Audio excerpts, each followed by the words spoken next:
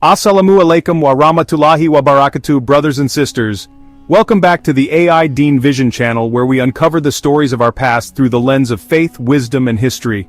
Today we embark on episode 8 of our Ottoman series, a monumental journey through the reign of Sultan Mehmed II, the man who earned the title Fateh, the Conqueror. From 1444 to 1481, with a brief pause in between, Mehmed transformed the Ottoman state from a rising power into a global empire. He faced trials that tested his resolve, crusaders at his borders, rivals within his court, and the towering walls of Constantinople itself. Yet, through his courage, his brilliance, and his trust in Allah, he not only conquered cities, but built a legacy that shaped the Ummah for centuries. This is the saga of a Ghazi sultan who turned dreams into dominion, a ruler whose victories echo in our mosques and minarets today. So, grab your notebook, pour some tea, and let's step into the 15th century to witness the rise of Mehmed the Conqueror. Don't forget to like, subscribe, and hit that notification bell to stay with us on this epic journey. Before we dive in, let's reflect on why Mehmed's story resonates. The Quran tells us in 94 Surah An-Shara Ayat 5 and 6, English translation, "For indeed with hardship will be ease, indeed with hardship will be ease." Sultan Mehmed's life was a balance of action and devotion, conquering lands for the Deen, then raising his hands in gratitude to Allah. Across 8 chapters, from his days as a boy sultan to his final push into Italy, we'll see how he lived this truth. Let's begin with the Boy Sultan, where a young Mehmed first tastes the weight of power. The Boy Sultan, 1444-1446. A boy, barely 12 years old, seated on a throne too large for his frame, a turban heavy with expectation resting on his brow. It's 1444, and Mehmed, son of Sultan Murad II, is no ordinary child. He's the heir to an empire on the cusp of greatness. Welcome to Chapter 1 of Mehmed II's reign and rise and fall of the Ottoman Empire, a story of power, decline, and wisdom. I'm your name, and today we step into a tale of a boy sultan's first brush with power, a fleeting reign that would shape a conqueror. This is not yet the story of Constantinople's fall, but the spark that lit the fire. The Ottoman Empire, born from Osman's dreams and hardened by Murad's wars, now rests in untested hands. Let's begin. The stage is set by 1444. The Ottoman Empire was a rising force, its borders stretching from the Balkans to Anatolia, forged by a century of conquest. Murad II, Mehmed's father, had been a warrior sultan, defeating the Karamanids in Anatolia, crushing rebellions in Rumelia, and holding Christian Europe at bay. But after years of relentless campaigning, Murad sought peace. At 40, weary from battle, he retired to Manisa, a quiet city in western Anatolia, leaving the throne to his eldest son, Mehmed. It was an unusual move. Sultans rarely stepped aside, but Murad believed in his son, or perhaps in the advisors who would guide him. Mehmed was young, brilliant, and ambitious, educated by scholars in history, poetry, and war. Yet at 12 he was untested, a boy in a world of hardened men. The year began with promise. Mehmed was proclaimed sultan in Edirne, the Ottoman capital in Europe, with Murad's blessing. Grand Vizier Kandarli Halil Pasha, a seasoned statesman from a powerful family, stood as regent, flanked by viziers like Saruka Pasha and the tutor Zaganos, who saw potential in the boy. The empire seemed stable, treaties held with Venice and Hungary, and the Anatolian beyliks were quiet. But stability is a fragile thing when a child wears the crown. A throne under siege. Mehmed's reign started with whispers. In the palaces of Edirne, courtiers doubted his readiness. Halil, a cautious man, favored peace, urging diplomacy with the Christian states to the west, Hungary, Poland, Serbia, who eyed Ottoman lands with hunger. Others like Zaganos pushed for war, seeing Mehmed as a chance to expand. The boy sultan, caught between these voices, was more symbol than ruler. He issued orders, minted coins in his name, but the reins of power stayed with Halil. Mehmed watched, listened, and learned, his sharp mind noting every move, every misstep. Trouble brewed beyond the borders. In Europe, the news of Murad's retirement spread like wildfire. Pope Eugenius IV saw an opening, a chance to unite Christendom against a weakened Ottoman state. He called for a crusade, rallying King Ladislaw III of Poland and Hungary, John Hunyadi of Transylvania, and Serbian despot George Branković. They formed a coalition bolstered by Venetian ships, aiming to drive the Ottomans from the Balkans.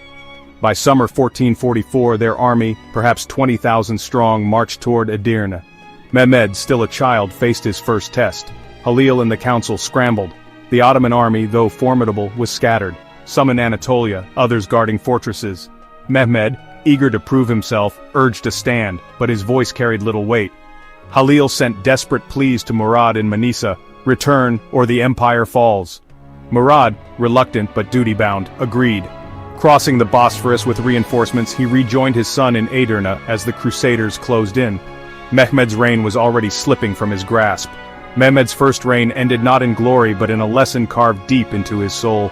2 years as a boy, Sultan had shown him the fragility of power, the sting of decline, and the need for wisdom beyond his years. In 1446 he stepped back, but he did not step away. The throne would call again, and next time, he'd seize it with both hands. Next in, where a young man rises, his ascension and become most powerful and influential sultan in Ottoman Empire. The Battle of Varna, November 10, 1444. The plains near Varna, on the Black Sea coast, became a crucible. Murad, back in command, led an Ottoman force of perhaps 40,000, Janissaries, Sipahis, and irregulars, against the Christian army. Mehmed stood at his father's side, not leading but observing, his eyes wide as the battle unfolded. The crusaders struck hard, Hunyadi's cavalry cutting through Ottoman lines. For a moment, defeat loomed, but Murad's experience turned the tide. The Janissaries held firm, and a counterattack shattered the Christian center. Władysław charged recklessly and fell, his head raised on a pike as a trophy. The crusade collapsed, thousands dead, the survivors fleeing. Varna was a triumph, but not Mehmed's. Murad's return had saved the day, exposing his son's limits. The boy Sultan had been a spectator, his advisors faltering without the old warrior's hand. In Edirne's halls, whispers grew louder, "The child cannot rule." Halil, humiliated by needing Murad, tightened his grip, while Mehmed chafed under the shadow. The victory secured the Balkans for now, but it was Murad's victory, not his heirs. Deposition and lessons. The next 2 years were a slow unraveling. Murad lingered in Edirne, his retirement undone, while Mehmed's authority eroded. In 1446, a Janissary revolt in the capital, sparked by pay disputes, gave Halil the excuse he needed. Blaming Mehmed's inexperience, he and the council pressed Murad to reclaim the throne fully. Murad agreed, and Mehmed, now 14, was deposed. He withdrew to Manisa, the same retreat his father had sought, but for the boy it was exile, not rest. In Manisa's quiet, Mehmed brooded. He studied Alexander's conquests, Persian poetry, siege tactics, his mind sharpening like a blade. He watched the empire from afar, noting Halil's caution, the Janissaries' power, and Europe's relentless hunger. Those 2 years as Sultan had been a failure, but they were not wasted. Power, he learned, was not given, it was taken. Decline, like the Crusaders' defeat, could be reversed. Wisdom came from watching, waiting, and striking when ready. Mehmed's first reign ended not in glory, but in a lesson carved deep into his soul. 2 years as a boy, Sultan had shown him the fragility of power, the sting of decline, and the need for wisdom beyond his years. In 1446 he stepped back, but he did not step away. The throne would call again, and next time, he'd seize it with both hands. The next is Ascension and Resolve, 1451-1452. February 1451. A cold wind sweeps through Edirne, carrying whispers of death and destiny. Sultan Murad II, warrior of a generation, lies still, his heart silenced after years of triumph. In his place rises Mehmed, now 19, no longer the boy of Varna but a man forged by exile and ambition. This is chapter 2 of Mehmed II's reign, Ascension and Resolve. The Ottoman Empire stands at a crossroads, peace or conquest, tradition or transformation. Mehmed chooses the latter, and his first steps will echo across centuries. Let's walk with him as he seizes power, silences doubters, and sets his sights on a prize no sultan before him could claim. The Sultan is dead. Long live. The Sultan Murad II's death comes suddenly on February 3, 1451, after a hunting trip near Edirne. At 47, he'd ruled for nearly 3 decades, a titan who'd crushed crusaders and tamed rivals. His passing leaves a void and an opportunity. Mehmed, in Manisa since his 1446 deposition, hears the news and acts fast. He mounts his horse, a retinue at his heels, and races 200 miles to Edirne. Arriving days later, he finds the capital tense. Janissaries restless, viziers plotting, borders watched by hungry foes. On February 18th, he's proclaimed Sultan, the second time in 7 years. But this time, it's different. No regents will hold his leash. Mehmed's first act is a chilling signal of intent. Murad's youngest son, Ahmet, an infant from a concubine, is a potential rival under Ottoman succession's brutal logic, fratricide to secure the throne. Mehmed orders his death. A bowstring tightens around the child's neck, a quiet end in the harem's shadows. The court gasps, but Mehmed is unmoved. "The state is one," he declares, echoing a principle he'll codify later. Power, he knows, tolerates no cracks, purging the old guard. The Boy Sultan of 1444 had been a puppet. The man of 1451 will not be. Grand Vizier Kandarli Halil Pasha, architect of Mehmed's earlier fall, remains a towering figure, cautious, tied to the old ways and wary of war. Mehmed respects his experience but distrusts his restraint. He keeps Halil in place for now, but shifts the balance. Zaganos Pasha, a fierce loyalist from Mehmed's Manisa days, rises as second vizier. Young, aggressive, and devoted, Zaganos shares Mehmed's hunger for conquest. Saruka Pasha and others from Murad's era are sidelined or dismissed. The Janissaries, still prickly after 1446, are placated with bonuses, loyalty bought, not begged. Mehmed's court buzzes with change. He summons scholars, engineers, and generals, his mind alive with plans. He pores over maps, studies Roman sieges, and debates with mullahs. Islam's call to jihad fueling his vision. Constantinople looms in his thoughts, a city Murad coveted but never took. Mehmed resolves to succeed where his father paused. Buying time. The empire's edges are restless. In Anatolia, the Karamanids, perennial thorns, stir after Murad's death. To the west, Hungary and Venice eye the Balkans, sensing weakness. Mehmed moves with a wisdom beyond his years. He buys time. In spring 1451, he sends envoys to Karaman's Ibrahim Bey, offering peace if tribute resumes. Ibrahim, wary of Ottoman might, agrees, a skirmish avoided.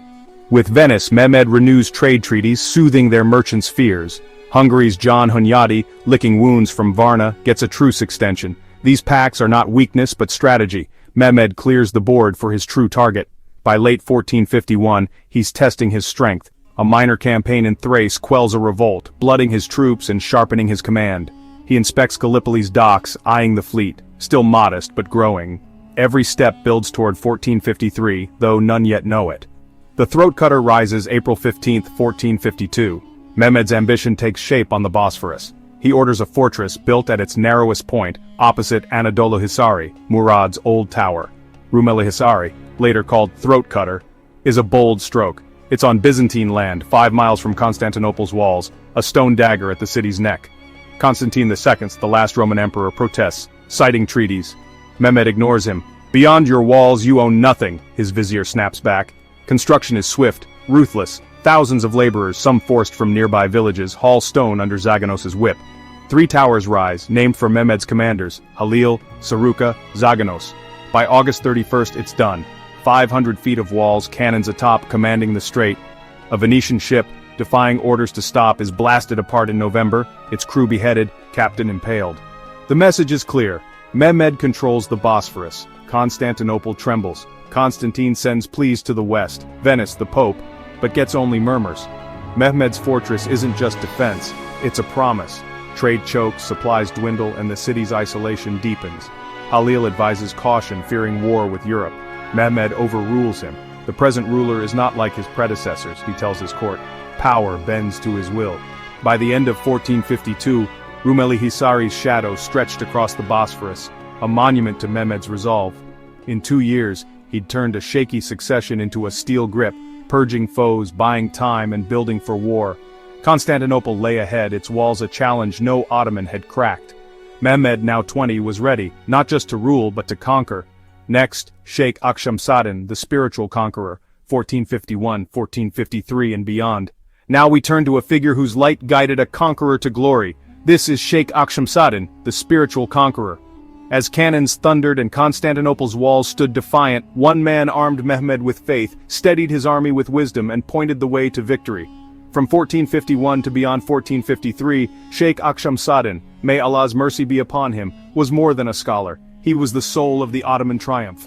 Open your hearts, and let's uncover the story of a saint who conquered with words and dua. May 1453. The air outside Constantinople trembles with the roar of cannons, the clash of steel, and the cries of men. Sultan Mehmed II, now 21, paces his tent near the St. Romanos Gate, his army weary after weeks of siege.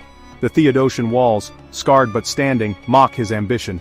Doubt creeps in. Kandarli Halil whispers retreat, the Janissaries tire, and the prize slips like sand through his fingers. But one voice cuts through the chaos, steady and serene. Sheikh Akshamsadin, the White Sheikh, Mehmed's mentor and spiritual sword. Born in 1389 under Damascus skies, a descendant of Abu Bakr as Siddiq, radiallahu anhu, he carried the deen to Anatolia and into the heart of a sultan. Now a tale of knowledge that illuminated darkness, sayings that forged resolve, and a bond that turned hardship into ease. Let's walk with the Sheikh as he shapes a conquest and an empire. A scholar's journey. Akshamsadin's story begins far from the Bosphorus in the late 14th century. Born Muhammad ibn Hamza, he traced his lineage to the first caliph, a heritage of faith and honor. As a boy, he memorized the Quran, his voice echoing in Damascus mosques. By his teens, he'd mastered tafsir, hadith and fiqh, but his thirst grew beyond books. In Anatolia, he found Haji Bayram Veli, a Sufi master of the Bayramiya order whose tariqah blended scholarship with the soul's purification. Under Haji Bayram, Akshamsadin learned to heal both bodies and hearts, mastering medicine and astronomy alongside zikr. They called him Akshamsadin, the white sun of religion, for his radiant wisdom. By the 1430s, he settled in Amasya, a scholar and healer. When plague struck, he brewed remedies, saving lives while teaching the Quran. His fame spread, sultans sought his counsel, but he shunned power. In 1444, Murad II summoned him to tutor young Mehmed during his first reign. Akshamsadin declined formal discipleship. "Your path is the throne, not my cloister," but planted seeds of faith and ambition in the boy. When Mehmed returned to Manisa after 1446, Akshamsadin stayed close, a quiet guide through years of exile, the bond with Mehmed. By 1451, Murad II's death thrust Mehmed back to the throne, and Akshamsadin emerged as his shadow. Now in his 60s, white-bearded and piercing-eyed, the sheikh joined Mehmed in Edirne, a constant presence. Mehmed revered him. Chroniclers say the Sultan slept at his feet during visits, trembling with awe. "My hands shake with excitement near him," Mehmed confessed, a rare humility from a man who'd ordered his brother's death. Akshamsadin's early counsel shaped him. "Patience is the key to relief," echoed through Mehmed's consolidation, a reminder of Allah's timing. When Rumelihisari rose in 1452, the sheikh blessed the stones. "This is the gate to Allah's victory." Their bond was no mere formality. Akshamsadin saw in Mehmed the fulfillment of a hadith. Rasulullah said, "Verily, Constantinople will be conquered. How excellent is the commander who conquers it, and how excellent is his army." Musnad Ahmad. He whispered this to Mehmed, igniting a fire. "You are that commander if Allah wills." Mehmed clung to it, his ambition now a mission for the deen. Steadying the pashas and army as the 1453 siege loomed, Akshamsadin's influence stretched beyond the Sultan. In Edirne's war councils, Kandarli Halil Pasha urged caution, "The West will unite against us." Zaganos Pasha, fiery and loyal, pushed for attack. Akshamsadin bridged them. "Allah aids the resolute, unite and the city falls." Zaganos took heart. Even Halil, skeptical, bowed to the sheikh's certainty. The army, 60,000 to 80,000 souls, felt his presence. Janissaries grumbled as cannons faltered in April. Azabs died under Greek fire. Akshamsadin walked the camps, his white robes stark against the mud. He led nightly prayers, Allahu Akbar, rising over the Bosphorus, his tesbih a rhythm against despair. "Victory follows the prayer of the patient," he told them. Soldiers wept, spirits rekindled. When tunneling failed, he stood firm. "Each hardship is a step to ease. Trust Allah's plan." The letter of Sheikh Akshamsadin to Sultan Mehmed II. This incident happened because of those sailors and brought sadness and disappointment to heart. Important chances appeared, but we missed them and they turned against us. One of these was the infidels' excessive relaxation and having morale. The other one is your mismanagement of things and failure to have your commands obeyed. Besides, you may add to these the conviction that my prayers and heralds were ungrounded. Now, it is not a time for indolence and neglect. You should, under these circumstances, to start an investigation to determine who caused this result. Then you should punish and dismiss all those who found responsible. Otherwise, they would act slowly when the castles are attacked and trenches are filled up. As you well know, many of them are reluctant and people acting only by force. Among them there are very few who would devote himself for the sake of God. They act when they see a benefit or booty and throw themselves into the front for the sake of this world. What I ask you is to show your authority and implement your command effectively. Appoint for these positions the people who have little mercy and compassion, so they react with severity and violence. This is even in accordance with the Sharia. The God says, "O Prophet, fight against the disbelievers and the hypocrites and be harsh upon them." Ain 73. While staying in the midst of sadness, a strange thing happened to us. We consulted to the Quran and we found this verse thanks to the directives of Jafar al-Sadiq, the Sultan of the Nobles. Allah has promised the hypocrite men and hypocrite women and the disbelievers the fire of hell, wherein they will abide eternally. It is sufficient for them. And Allah has cursed them, and for them is an enduring punishment. Ain 68. Now those who have not arrived are not true Muslims, but they are like hypocrites, and they are together with infidels in the hellfire, as indicated here. Therefore, you need to act with violence. Hopefully this will not end with disappointment and embarrassment. You should know that we will be victorious and triumphant with God's help and support. In fact, everything belongs to the God and is originated from Him, though we need to exert effort and work hard as much as we can. This is the path of the Prophet and his companions. Having reciting the Quran with sadness, I slept again. Thank God I witnessed numerous blessings and joyful heralds. I found solace with this because I have not been blessed by such a thing for a long time. I hope these words would not come unavailing. All is because I love you. The path to Constantinople, April 2nd, 1453. The siege begins, and Akshamsadin is at Mehmed's side. As basilica fires, he recites Dua, Ya Fateh, open the gates of victory. By May, Mehmed falters. On May 27th, in his tent, he asks, Sheikh, will we prevail? Akshamsadin smiles. Tomorrow or the next, the city is ours. Allah has decreed it. His certainty steadies Mehmed, who orders the May 29th assault. On May 28th, he urges the troops, Fight as Ghazis, the Prophet's promise is near. His words turn exhaustion into fervor. The walls fall the next day. After the fall, Constantinople falls, and Akshamsadin's light shines. On June 1st, he delivers the first khutbah in Hagia Sophia. Alhamdulillah, the city is Islam's. Days later, he dreams of Abu Ayyub al-Ansari's tomb, leading Mehmed to unearth it, a miracle that electrifies the army. A masjid rises there, tying the conquest to the Prophet's era. He advises Mehmed, protect the people of the book. Surah al-Baqarah 2, 256. Many Christians are spared. Until 1459, he shapes Istanbul's Islamic soul, retiring to Goynuk, where he passes at 70.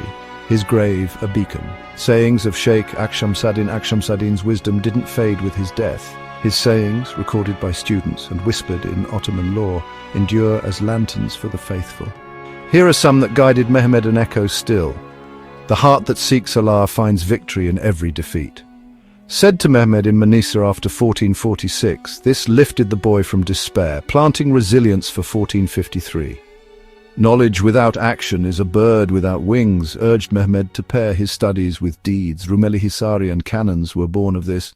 The Sultan rules the body, but Allah rules the soul. Submit to him first. A reminder during 1451's power grab. Mehmed's faith tempered his ruthlessness. When the Ummah stands as one, no wall can stand against it. Spoken to Pashas in 1453, uniting Halil and Zaganos for the siege's success. Fear Allah, not men. Their swords rust. His decree endures. Bolstered Janissaries in May, turning fear into fervor as walls crumbled. Build with justice, or your conquests will crumble. Council Post 1453, shaping Istanbul's tolerance and Mehmed's laws. The grave of a martyr is a door to Jannah. Seek it with every step. Inspired soldiers at Abu Ayyub's tomb, linking their fight to paradise.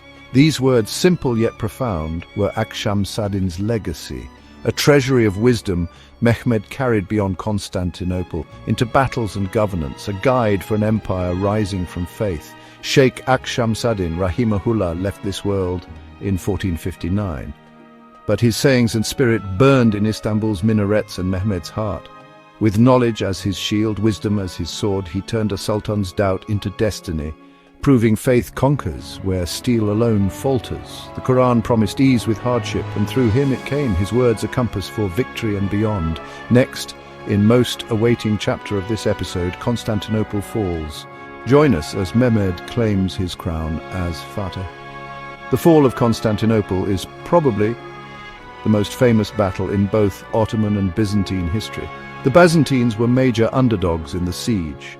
However, they put up impressive resistance with what they had from April 2nd until May 29th, and arguably even had a small chance of mounting a successful defense of the city. Though it was not to be, it is an epic battle with fascinating characters, and one which has intrigued people ever since it was fought. Background: an empire nearly gone. The Eastern Roman Empire had not been a huge power since the reign of Manuel Komnenos, which ended in 1180. 24 years later, Constantinople was destroyed by the crusaders and its empire shattered.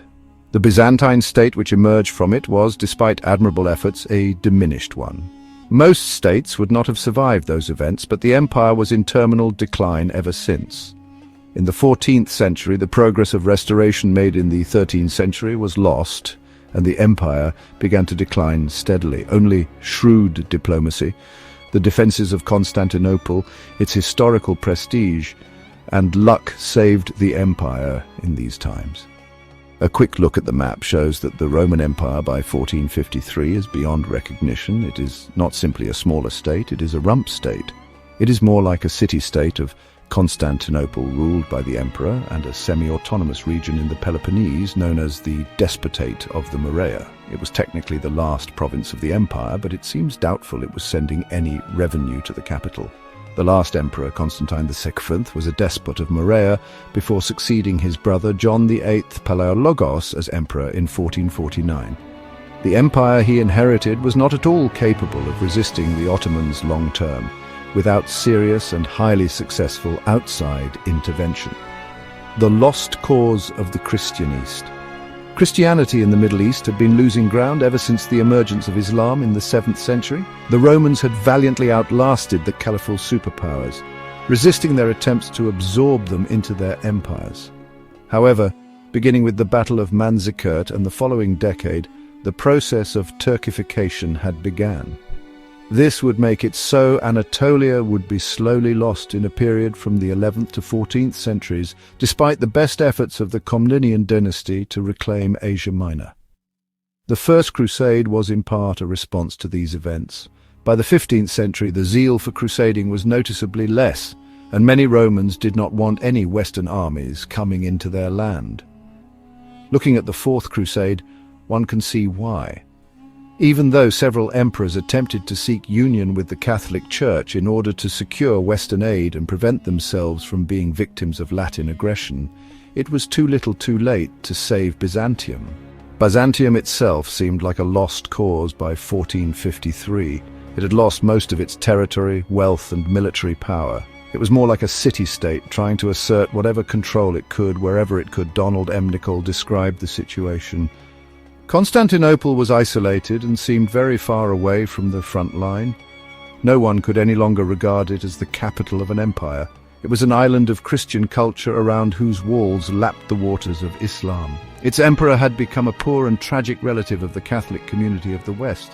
He had seen the light and joined their Christian flock. Therefore, he was to be pitied and comforted. People deluded themselves with the thought that Constantinople was so well fortified as to be impregnable. But few really believed that the floodwaters of Islam could be turned back as far as the Bosporus. The Romans would get a bit of help, but not the kind they would need to defy the Ottoman army, which would be outside the Theodosian walls. The last emperor, Constantine II. Palaiologos was the son of Manuel II Palaiologos. When he took over, he had a good resume as a mature, experienced leader. First, he was made regent of the empire in 1422, while Joe VIII had left the city to try to get Western aid against the Turks. When Manuel II died after poor health, John VIII became the sole emperor and gave Constantine VII territory north of Constantinople as his own to govern. It was clear that Constantine was trusted by John VIII and was a far better man than his infighting brothers. John VIII eventually sent Constantine to help in the Morea. Then he served as one of the despots of the Murrea, essentially independent governors of the Peloponnese and nominally a province of the empire. This province typically had 2-3 despots. During his rule, they were able to work together to oust the Latins from their remaining territory in the Peloponnese, and even conquer territory outside of that. After taking Patras in the Murrea, the West and the Ottomans were concerned, neither truly wanting to see any rising Byzantine powers in the region. Constantine was a great leader, and although he ruled a small and relatively weak state, he tried to expand it. He led a campaign north, further into Greece, liberating Athens from the crusaders and moving into Ottoman Thessaly. Secondly, he had served as the regent for his brother John VIII, Palaiologos. He did not try to overthrow his brother, as he surely genuinely respected his brother for trying to Rome. In 1437, Constantine went back to Constantinople to meet with the Emperor John VIII. His other brothers feared he would be raised to co-emperor or otherwise made the official heir. But instead, John VIII had recalled him to place his trust in him once more. John went to Italy for a council between the Eastern and Western churches. Many Romans vehemently opposed a union with the Catholics, whom they saw as heretical. John saw the pragmatic value for the endangered empire. John even had to bring Demetrios, a brother of Constantine and John, because of his rebellious behavior and the possibility he might cause another damaging civil war in the emperor's absence. Again, this highlights how noble a man Constantine VII was in the context of his family and his time. Constantine saw his brother's wisdom and himself would die a unionist trying to convince the Latins to help save the city they had destroyed in 1204. John VIII died October 31st of 1448. He was a controversial figure among his own people. Donald M. Nicholl wrote about his mixed legacy. He may be remembered as the emperor who went to the Pope's council at Florence. He was so remembered with some bitterness by most of his subjects. Perhaps it was too late for such an emperor. Perhaps his father Manuel II had been right. What the empire needed was not a great emperor but a good manager. John VIII, for all his qualities as a person, was neither. He had not even been able to manage his own brothers. His younger brother Demetrios had his eye on the throne, but his eldest surviving brother Theodore not unnaturally considered himself to have prior claim.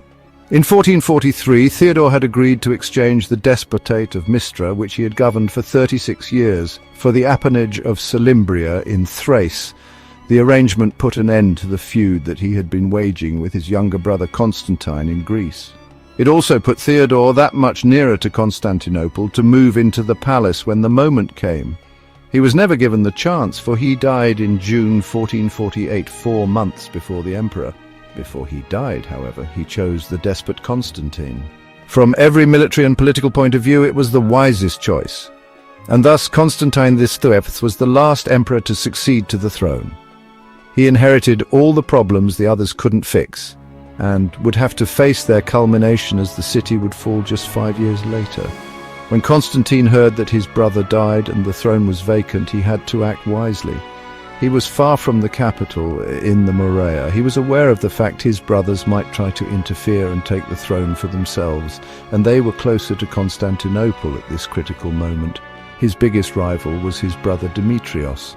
He had his own supporters, and he represented the anti-unionists who viewed the union with the Catholics as morally and spiritually bankrupt. Constantine had a more powerful asset, his mother, the former empress during the reign of Manuel II. Constantine was her favorite son, which is why he used the name Dragasis in addition to Palaiologos, and she used her influence to usher him to the throne. She acted as a regent for Constantine VII until he arrived. She sent officials to Constantine Palaiologos in the Murrea and had him crowned at Mistra on January 6th of 1449, so that when he arrived at the Queen of Cities, he was already the Emperor of the Romans. Constantine VII entered Constantinople on March 12th of 1449. This was the last succession in Roman history. As soon as he took control of the empire, he immediately sent a diplomatic embassy to the Ottoman Sultan Murad to make peaceful overtures and secure the peace. Probably the Ottomans would have preferred Demetrios, as he was anti-union, which would have reduced the odds that the Byzantines received any Western assistance. Nonetheless, Constantine VII was recognized by the Turks as the rightful emperor. Constantine was never crowned by a patriarch of Constantinople, as typically was the case for Byzantine emperors. However, he was still seen as the legitimate emperor by his rivals and subjects. Even Gennadios Scholarios, who would be the first patriarch of Constantinople after the Ottoman conquest of the city, still saw Constantine II as legitimate. Even though he disagreed with the idea of a church union, he still saw him as the rightful emperor. The useless province. The Morea looks like a province of the Roman Empire on most maps, and in a way it was. But in a way it was just its own parallel state. The Palaiologos family did rule it. Constantine II had ruled it, for example, prior to his rise to the throne. However, it really was its own state that acted without any fear of imperial power. The reality was Constantinople could do nothing to force anyone in the Morea to do anything. The Palaiologos family only stayed in the imperial fold because they dreamed of one day being emperor in Constantinople. Constantinople still held a prestige, a symbolic significance. The province was of little help directly to Constantinople though. It had to fund its own defense against many enemies, and was often divided into sub-units which fought each other. After becoming the emperor, Constantine gave his brothers the Morea to rule as despots, and helped his brothers Demetrios and Thomas resolve their disputes. They agreed a 50-50 partition of the land with agreed borders. They swore to their emperor, and to their mother Helena, that they would honor this deal and stop fighting. The empire was on the brink of collapse. The last thing it needed was civil war. As was the case many less than noble members of the Palaiologos family, it still devolved into pitiful infighting, sadly. Showing how much less able and how much less moral they were as leaders, their agreements dissolved within mere months of taking over the despotate. Instead of helping in the struggle their brother in Constantinople was facing against the Turks, the brothers hindered it. The brothers invited Turkish interference in their wars against each other, weakening the land and exposing its inhabitants to raiding. It probably shook what faith the locals even had in Byzantine rule. Constantine II, who had helped bring success to the Morea, must have been disappointed to see the resources of the last Roman province being wasted this way. There was nothing he could do though, he had his own problems. The new Sultan. Although on paper, Mehmed II had been made Sultan in 1444 when his father retired to Bursa. He was 12 years old and his father Murad had to come out of his retirement to run the Ottoman Empire. When in 1451 the Sultan Murad II died, Mehmed truly ruled the state. This was to result in a change of policy towards the Romans, which would lead to their doom. His successor was a young man of only 19 years of age, and he would finally put the Roman Empire to death. Initially, Mehmed confirmed previous arrangements with the Byzantines as he consolidated his power. The Sultan was initially seen as inexperienced youth, who could easily be manipulated by both his own and officials, and the diplomatically astute Byzantine court. Donald Nicole describes the miscalculation of the Byzantines regarding Mehmed II. The Byzantines were slow to recognize that so young and inexperienced a ruler presented with a danger more formidable than any sultan since the great Bayezid. For to begin with, Mehmed seemed ready to be their friend, even to the point of making certain guarantees and small concessions. Despite the initial hopes of his enemies, Mehmed II was not a weak-minded boy, however, and quickly showed this was not the case. He promoted his own loyal officials, Zaganos Pasha and Shihab al-Din Pasha, to counterbalance the influence of his father's Grand Vizier, Kandarli Halil. The Sultan had his own brother killed to remove the potential for him to be overthrown. The only potential claimant to the Ottoman throne was Prince Orhan, whom the Byzantines held in their capital as a card to play against the Turks. Any other possible sources of problems for the Ottomans were dealt with by Mehmed. He dealt with the Karaman Turks in Anatolia, who had tried to take advantage of the young ruler and were crushed in 1451. It seems once has more security and rule, he looked for a pretext to seize the city which had long been the target of the Ottomans. In late 1451, the Emperor Constantine II asked Mehmed to double the payment of 20,000 hyperpera which the Romans collected to imprison for detaining Prince Orhan, an Ottoman rival to the throne.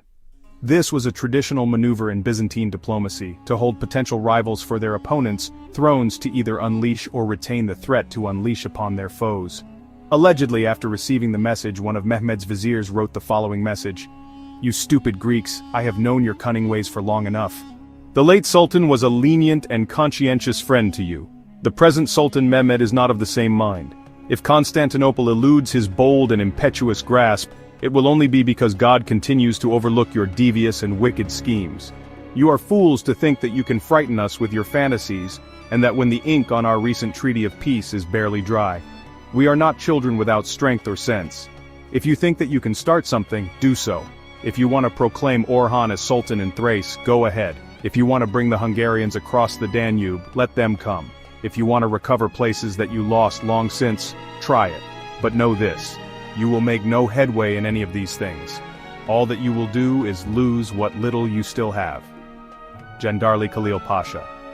Whether or not this was an actual message or a literary device with a pinch of hindsight, who knows? But surely the idea that small city-state could threaten the Ottoman Empire with Orhan was laughable.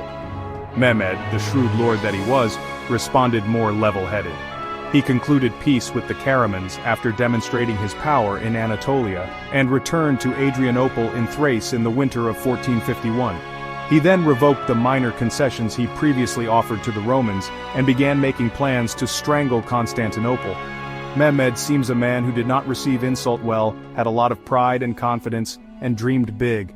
Besides the meddling of the Byzantines, he had a host of reasons to want Constantinople. Looking at the map below, one can see why Mehmed eyed Constantinople as his new capital. The city clearly was the logical capital of the rising Ottoman Empire, which held extensive territory in Anatolia and Europe.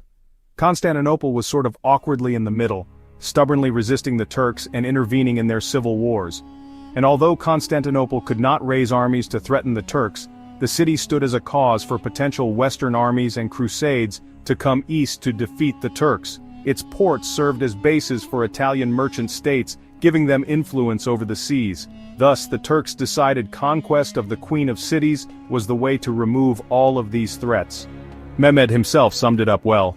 The Gaza, jihad, holy war, is our basic duty as it was in the case of our fathers. Constantinople, situated in the middle of our domains, protects our enemies and incites them against us. The conquest of this city is therefore essential to the future and the safety of the Ottoman state. As soon as Mehmed had decided on conquering the city, he began laying the groundwork for such a feat instead of rushing into it out of spite for Constantine the Sultan's meddling. Bayezid had already built his own fortress on the Bosphorus known as Rumelihisari in 1394. That helped the Ottomans exert more influence on the narrow strait. Mehmed built his own fortress on the Bosporus, and he boldly built it right on Byzantine territory. This fortress is known as Rumelihisari, and also was known by the Turks as Bogaz Kesin, which meant channel cutter. Constantine II protested but could do little else about Mehmed's power move. Construction began in April 1452 on the fortress and was finished in 4 months. The Byzantines could see the fortress being built from the walls of Constantinople, and it probably sent fear in their hearts. The sense of impending doom must have loomed large. Ducas recorded an incident which demonstrated the power that Rumelihisari gave the Ottomans over the Bosporus. Although the Ottoman navy was at this time not as good as those of the Italian states, this fortress gave them the ability to police the strait. A large Venetian vessel commanded by a man named Rizzo at this time sailed through the mouth without lowering its sails before the fortress of Bakasin, Rumelihisari. The fortress's garrison discharged an enormous stone which shattered the ship. As the vessel began to sink, the captain and 30 survivors boarded a boat and made it ashore. The Turks seized them, bound their hands and necks in chains, and placing them in single file, brought them before Mehmed, who was then sojourning in Didymoteikos. He gave orders to behead them all, except the captain whose life was to be taken by a stake through the anus. Moreover, they were to be left uninterred. I saw them a few days later after my arrival there.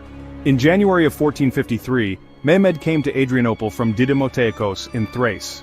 At this time, according to Ducas, since every piece of military equipment was ready, he wished to test the cannon which the technician had constructed. Placing it skillfully before the great gate of the courtyard of the palace buildings which he had built that year, inserting the stone carefully and measuring out the powder, he planned to discharge it the next day.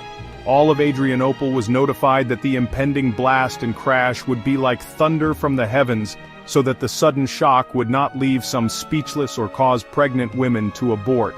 In the morning, when he ignited the powder and the air became heated, the stone, when discharged, was propelled from the cannon with a piercing, air-rending sound, and the air was filled with smoke and haze. The explosion could be heard over 10 miles away. The stone landed 1 mile from the point of departure, and the hole it made where it fell was 1 fathom deep. Such was the power of the gunpowder which propelled the stone. There is a dialogue recorded by the contemporary Byzantine historian Ducas between the sides which documents the venom between the sides over the construction of Rumelihisari. The Byzantine ambassadors allegedly told the Sultan that they wanted to be friends and submit. Some 100 years or more have elapsed since your forefather Murad, Orkhan's son, seized Adrianople. In their treaties with us, none of his descendants except yourself has ever considered the erection of a tower or hut within the environs of the city. Even when there was cause and both sides proposed battle, yet by making a compromise they preserved peace. When your grandfather Mehmed wished to build a fortress on the eastern shore of the straits, he made this request, which was not a small one, of Emperor Manuel, like a son importuning his father. He assented on the grounds that the work was to be constructed in the east, which for many years had been inhabited by the Ottomans. Now that all is going well with you, you are obviously determined to close the Black Sea to the Franks in order to starve the city, and to deprive her of her customs duties. We entreat you, therefore, renounce this design, and we will be your genuine friends just as we were the friends of your father, the honorable ruler. If you wish us to pay tribute, we will do so. Mehmed replied to the Romans from a position of strength and dismissiveness. I take nothing from the city. Beyond the fosse, walls of Constantinople, she owns nothing. If I desire to build a fortress at the sacred mouth, the emperor has no right to stop me. Both the fortresses situated east of the sacred mouth, wherein Turks reside, as well as all the uninhabited lands of the west are under my authority, and the Romans have no permission to dwell there. Mehmed added that his father had desired to build Rumelihisari, and that he vowed to build another fortress on the western shore opposite the fortress on the eastern shore. He did not live to achieve this, but, with God's help, I will do so. Why do you try to stop me? Is it not permissible for me to do as I wish in my own lands? Go and tell the emperor, the present ruler is not like his predecessors. The things which they were unable to do, he can achieve at once and with ease, and those things which they did not wish to do, he both desires and is determined to accomplish. The next man who comes here to discuss this matter will be flayed alive. The Ottoman cannons. There is also the well-known story of Orban, the legendary cannon maker. He was a Hungarian engineer who specialized in large guns. It is said that he offered his products to the emperor, but he did not have the money to pay for them, nor would they have been as useful for him. However, for Mehmed they were not only affordable but far more pragmatically useful for his goals. Mehmed used these guns on Rumelihisari to police the Bosporus. Any ship not granted passage risked being blown out of the water by Orban's cannons. Far bigger guns than that were being crafted for the purpose of blasting holes in the legendary defenses of Constantinople. Ducas described the situation regarding Orban switching sides. With the passing of summer and the beginning of autumn, although Mehmed remained in his palace, he took no rest. Night and day his only concern was how to take the city and become her master. While he was directing the construction of the fortress, a cannon founder came from the city, a Hungarian by nationality, and a very competent technician. He had come to Constantinople long ago. After he made his trade known to the emperor's chief ministers, they mentioned it to the emperor. Although the emperor had authorized an unworthy stipend for his skill, the artisan was not given even this paltry and unsubstantial sum. His circumstances became desperate, so one day he left the city and went to the barbarian. Mehmed welcomed him gladly and generously supplied him with food and clothing. If the emperor had given him but a quarter of the remuneration which he received at the hands of Mehmed, he would not have fled from Constantinople. When Mehmed asked if he could forge a large enough cannon to destroy the Theodosian walls, Orban replied, I am able, if you so wish, to construct a cannon as great as the size of the stone shown me. I have precise knowledge of the city's walls. The stone discharged from my cannon would reduce to dust not only those walls, but even the whales of Babylon. I will complete the whole operation satisfactorily, but I am not competent to discharge the stone, and I could not guarantee to do that. After Mehmed heart that he told him, Cast the cannon for me, and I will see to the discharging of the stone.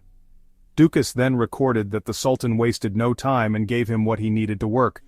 A supply of bronze was provided and the technician fashioned the matrix of the apparatus. In 3 months' time a terrifying and extraordinary monster was forged and cast. Mehmed was systematically preparing for the siege, far more than any of his predecessors, greatly increasing the odds of his success. Byzantine preparations. Constantine II protested the building of Rumelihisari, but I highly doubt he thought that could truly do anything, according to Dukas. When the emperor heard of the incident, he shut the city gates, and all the Turks found inside were bound and taken into custody. 3 days later, however, he set them free. What could he do? From among the Turks who were rounded up there were some young eunuchs from the ruler's palace who, on being presented to the emperor, said, "If you will release us, O emperor, before the sun sets in the west, we will be grateful to you. If, however, we do not return to the ruler by the time the sun has set, but are released later, it will not do us any good but only result in our deaths. For this reason show us mercy and release us now. Otherwise, command that our heads be chopped off. It is better to die at your hands than at the hands of the common destroyer of the universe." Realizing his efforts to convince the Sultan that peace was the best option, Constantine II wrote a message conveying his steadfast defiance to Mehmed. "Since you have chosen the way of battle and neither with oaths nor with flattery am I able to prevail upon you, do what you will. As for myself, I take refuge in God, and if it be His will to deliver the city into your hands, who is able to stop you? If again He implants peace in your heart, this I would also gladly welcome.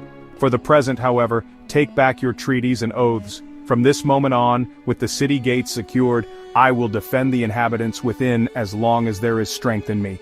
As for yourself, continue to rule as an oppressor until the righteous judge shall render unto each of us the just verdict." Dukas wrote that, when the barbarian heard these words, he made no attempt to justify his action, but forthwith ordered a declaration of war to be made. 6 months earlier, foreseeing the future, the emperor diligently prepared the city's fortifications and moved inside those villagers living nearby. The harvested wheat and the winnowing fans were also brought inside. Constantine was not a dumb or passive man, thus he did what he could to prepare Constantinople for what was obviously coming. Surely he did rely on his faith, but he also endeavored in all the ways he could to bolster the defense of New Rome. Constantine had in his memories the experience of the 1422 siege of Constantinople, giving him the kind of experience needed for this situation. He had as much as he could harvested and stored from the areas surrounding the city, and also bought or acquired as charity large sums of food from the Aegean islands held by both Romans and Italians. Constantine sent word to the Republic of Venice that the city was under the threat of imminent conquest. The Republic was his greatest hope. They had a powerful fleet and could project their influence via sea and help protect their commercial interests. Constantine had renewed the privileges of Venice in 1450, and the Venetians retained a trade quarter in Constantinople, but they were not overly moved by the pleas of the emperor. The Venetians would follow the money, as they always had done, and they had already made deals with the Ottomans. Venetian traders were making good money in Adrianople, and relations were generally good between Venice and the Turks at that moment. Venice was not going to stop the building of Rumelihisari or even try.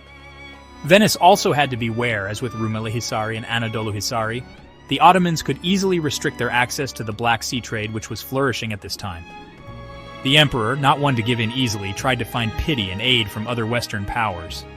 He made attempts to get aid from the mercantile Republic of Ragusa on the Adriatic, offering them special trade privileges like those of Venice if they helped the Romans. He offered other cities in Italy the same deals, and he reached out to the papacy to help organize aid. He sent word to John Hunyadi of Hungary, offering him Mesembria on the Black Sea coast of Thrace if he helped. Palaiologos also tried to get Genoa to help, but they were wary of losing Galata if Constantinople were to fall.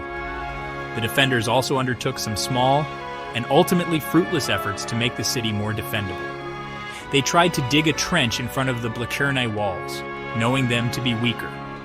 They also tried to put wool and leather sheets over the walls to absorb cannonballs, which did not actually work. Controversy in Constantinople. As the emperor did all he could to ready the defenses, many people had other concerns. After Rumelihisari was finished, some good news arrived for the desperate emperor. Cardinal Isidore, the papal legate sent to help continue the officially agreed union between the Eastern and Western churches, arrived in Constantinople. With him came 200 archers from the city of Naples in Italy. However, this also created further controversy, as the Byzantine clergy railed against the Catholic Church and decried the heresy of giving up their independent orthodoxy. Constantine had to summon the clergy and listen to their complaints, as there was no patriarch of Constantinople at this time. Even as he prepared for the ultimate battle, the emperor could not find a uniform sense of purpose in his people. Donald M. Nicole describes the mixed sentiment of the populace and their worldview. It seemed that in the end, when their backs were to the wall, they had allowed the Latins to win the last round in the Battle of Wits that had begun with the Fourth Crusade. At the moment when the final siege of Constantinople was about to begin, there must surely have been those who thought that it would be better to surrender than to resist. It was common knowledge and common experience from the fate of other Byzantine cities that resistance, if unsuccessful, brought a terrible retribution from the Turks. There were certainly those who felt and perhaps said that they would prefer to see the Sultan's turban in their city than the Latin mitre. The remark was attributed to Lucas Notaras, and although it seems to be out of character, he may well have been goaded into uttering it by the insensitivity of some of the Unionists. 14. But surrender was not much spoken of. Constantinople was unique. It was the nerve center of a whole way of life. Even in its surrounding provinces that were now irretrievably under Turkish domination, the currents of thought and faith that had emanated from it over the centuries were still flowing. Omens and prophecies about the ultimate fate of the city had been heard for many years. The Byzantines were given to bouts of fatalistic gloom and pessimism. It was widely believed that the end would come in the 7,000th year from the creation, in 1492, which meant that there were still 40 years to run. When the moment came, however, as it seemed to come in the long winter of 1452, there were few who felt that their Queen of Cities was not worth defending. This is why, despite the controversy over union, the people did not revolt against Constantine. The city and all it stood for had to be defended, and no one could accuse Constantine II Palaiologos of neglecting that responsibility. Ducas said that the people were immensely fearful following the construction of Rumelihisari. He is writing with hindsight, however.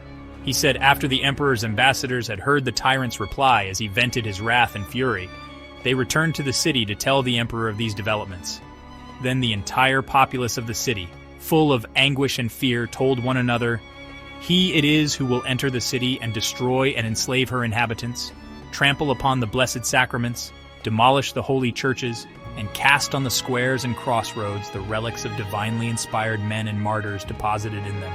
Alas, what shall we do? Where shall we go?" Thus did the wretches bewail and lament their fate. Ducas writes, knowing of their fate, but the people probably had some hope as these events had not yet taken place. But surely this sentiment of fear and helplessness was in the streets of Constantinople as well. Foreign aid. Although other states had failed to organize large relief forces for the Queen of Cities, there were some heroic individuals. As mentioned above, Cardinal Isidore brought 200 archers with him, not a princely number, but surely enough men to slightly boost the defense of the Theodosian walls. Although he did not come purely to add to the defense of the city, but on a political spiritual mission, he knew that it was under threat, thus him going. There is worthy of praise. The most important hero to arrive on the scene was Giovanni Giustiniani Longo of Genoa. This man deserves special praise for his efforts. He personally recruited 700 men for the defense of the city from Genoa, Chios, and Rhodes. He had experience in defensive siege warfare, and also brought John Grant, a sapper who could help fight the Turks underground if they tunneled under the walls. He was such an impressive and effective leader that Constantine II made him the overall commander of the defense. The strength of the Ottoman army. There are varying estimates of the Ottoman army which conquered Constantinople. I am going to disregard any wild estimates and try to give the most academically supported and fair estimations I can based on my research. The consensus I have found is 80,000 fighting men, and I will present this historical narrative under the guidance of that academic estimation. As far as primary sources, Giacomo Tedaldi, in his contemporary account, said that on the 4th day April in this same year, 1453, the Turks moved close to Constantinople, and on the following day, the 5th, their army took up its position before the city. At the siege were altogether 200,000 men, of whom perhaps 60,000 were fighting men, 30 to 40,000 of them being mounted. A quarter of them were equipped with coats of mail or leather jackets. Of the others, many were armed after the fashion of France, some after the fashion of Hungary, and others again had helmets of iron and Turkish bows and crossbows. The rest of the soldiers were without equipment, except that they had swords and scimitars, which are a kind of Turkish sword. The rest of the 200,000 were thieves and plunderers, hawkers, workmen, and others who followed the army. This sounds like a realistic estimate. 60,000 fighting men would require a huge support network, and the artillery force itself would have required a lot of laborers. The supply logistics of the army, cooks, civilians, families following along, and slaves serving the Ottoman leadership. The Ottoman Navy, historian David Nicole described the Navy. The Ottoman fleet was a separate arm by the mid-15th century, and probably had its own dockyard and arsenal organization. With its main base at Gallipoli, its initial role was to ensure that Ottoman armies could cross between Anatolia and Rumelia without hindrance. Nevertheless, this Ottoman fleet was virtually destroyed by the Venetians outside Gallipoli in 1416. But eventually, the Ottoman navy recovered and began to grow again. By 1442, the Ottomans reportedly had 60 ships with a squadron based at the Byzantine vassal island of Lemnos, and 6 years later, at least 65 vessels supported a demonstration against Constantinople in 1448. Despite this, the size of the fleet that appeared outside Constantinople in 1453 came as a shock to the Byzantines and Italians alike. The Ottomans knew the value of the navy, and to take Constantinople, it was invaluable to be able to attack the seawalls in the Golden Horn. The Ottoman navy was manned by many Romans from Anatolia, which had seafaring traditions and experience. Some of them had converted to Islam, but many had not. The Ottoman navy was probably a diverse multi-ethnic group of Muslims and non-Muslims, Turks and non-Turks. According to Ottoman sources, the fleet was 400 ships strong, though many of the ships were small and not cutting edge. Overall, weighing all the sources, the estimates vary to a great degree. Surely there were at least 100 ships of varying sizes based on the estimates, but it is hard to tell for sure. Nonetheless, it was enough to blockade the waters around the city. It seems the defenders did not expect such a strong naval force to attack the city, but Mehmed had prepared his plan extremely well. The Sultan had put all the necessary pieces in place. Powerful artillery capable of damaging even the mighty Theodosian walls. A large army of 80,000 fighting men, with additional supporting personnel. Peace treaties with his enemies in Anatolia. A powerful fortress in the form of Rumelihisari blocked any aid from the Italian forces active in the Black Sea, or from Trebizond. Finally, and with the element of surprise, a large fleet to cut the city completely off during the siege. Now it was a matter of leadership, luck, and perseverance, none of which can be taken for granted before a battle. The strength of the defenders. The defense was made up of different components, some Roman and some foreign, and some professional and many non-professional soldiers. These unspecialized men alone would not have been enough to hold the city against the army of Mehmed II. Any of the Roman defenders were just militia defending the city, as described by the archbishops Leonardo of Chios. The greater part of the Greeks were men of peace, using their shields and spears, their bows and swords, according to the light of nature, rather than with any skill. The majority had helmets and body armor of metal or leather, and fought with swords and spears. Those who were skilled with in the use of the bow or the crossbow were not enough to man all the ramparts. Each tower only had as a standard deployment one archer and either one crossbowman or one handgunner in support. There were reserve forces and surely forces pooled in certain areas to repel assaults, but this gives an idea of how lightly the defense could man these walls. They could not even imagine fully manning all three of the layers of defense. Of course, as the battle wore on and parts of the walls were blasted to pieces, towers collapsed, and casualties sustained, these plans had to be adapted. Constantine had gone to great lengths to utilize every fighting man the city could provide. The Chronicle of George Francis details the organized effort.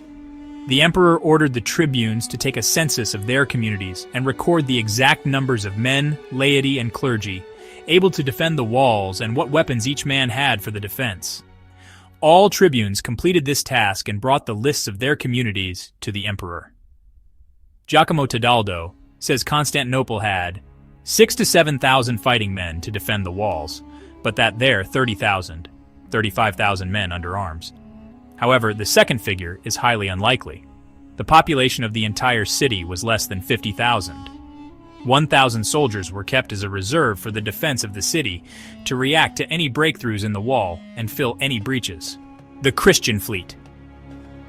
The defenders had far fewer ships but better ones with more experienced crews.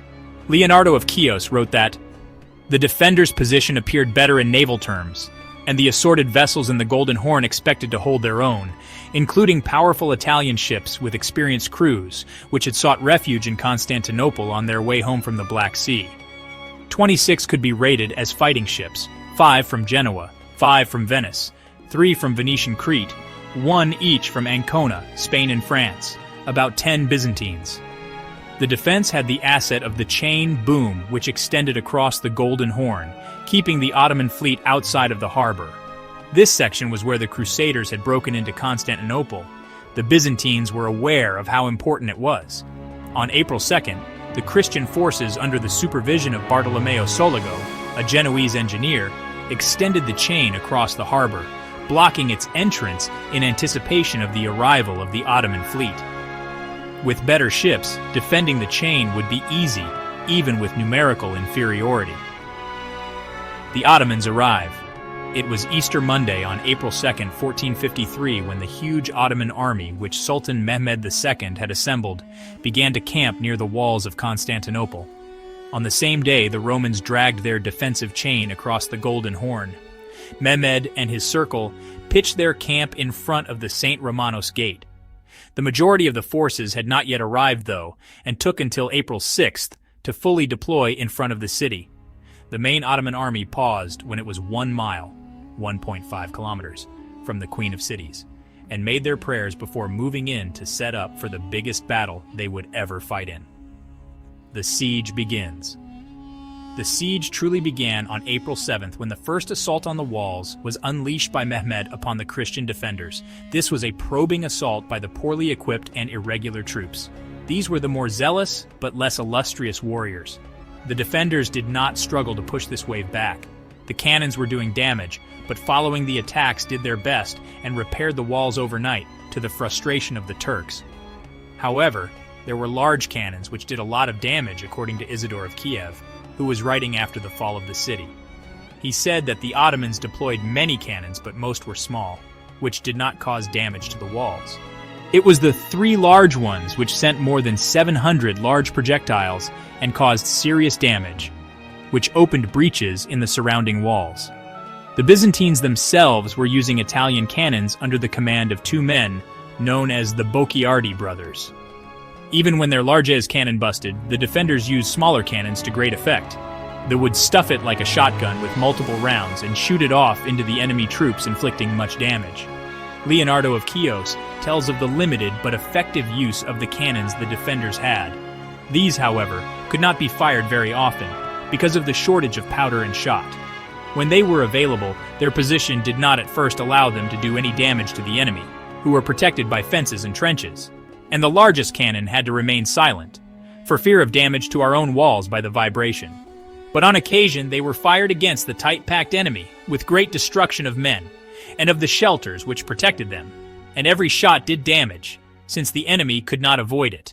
In this way many Turks died, wounded by cannon and gunfire. Right away, it would have been clear. To take Constantinople meant a huge blood sacrifice for the attackers.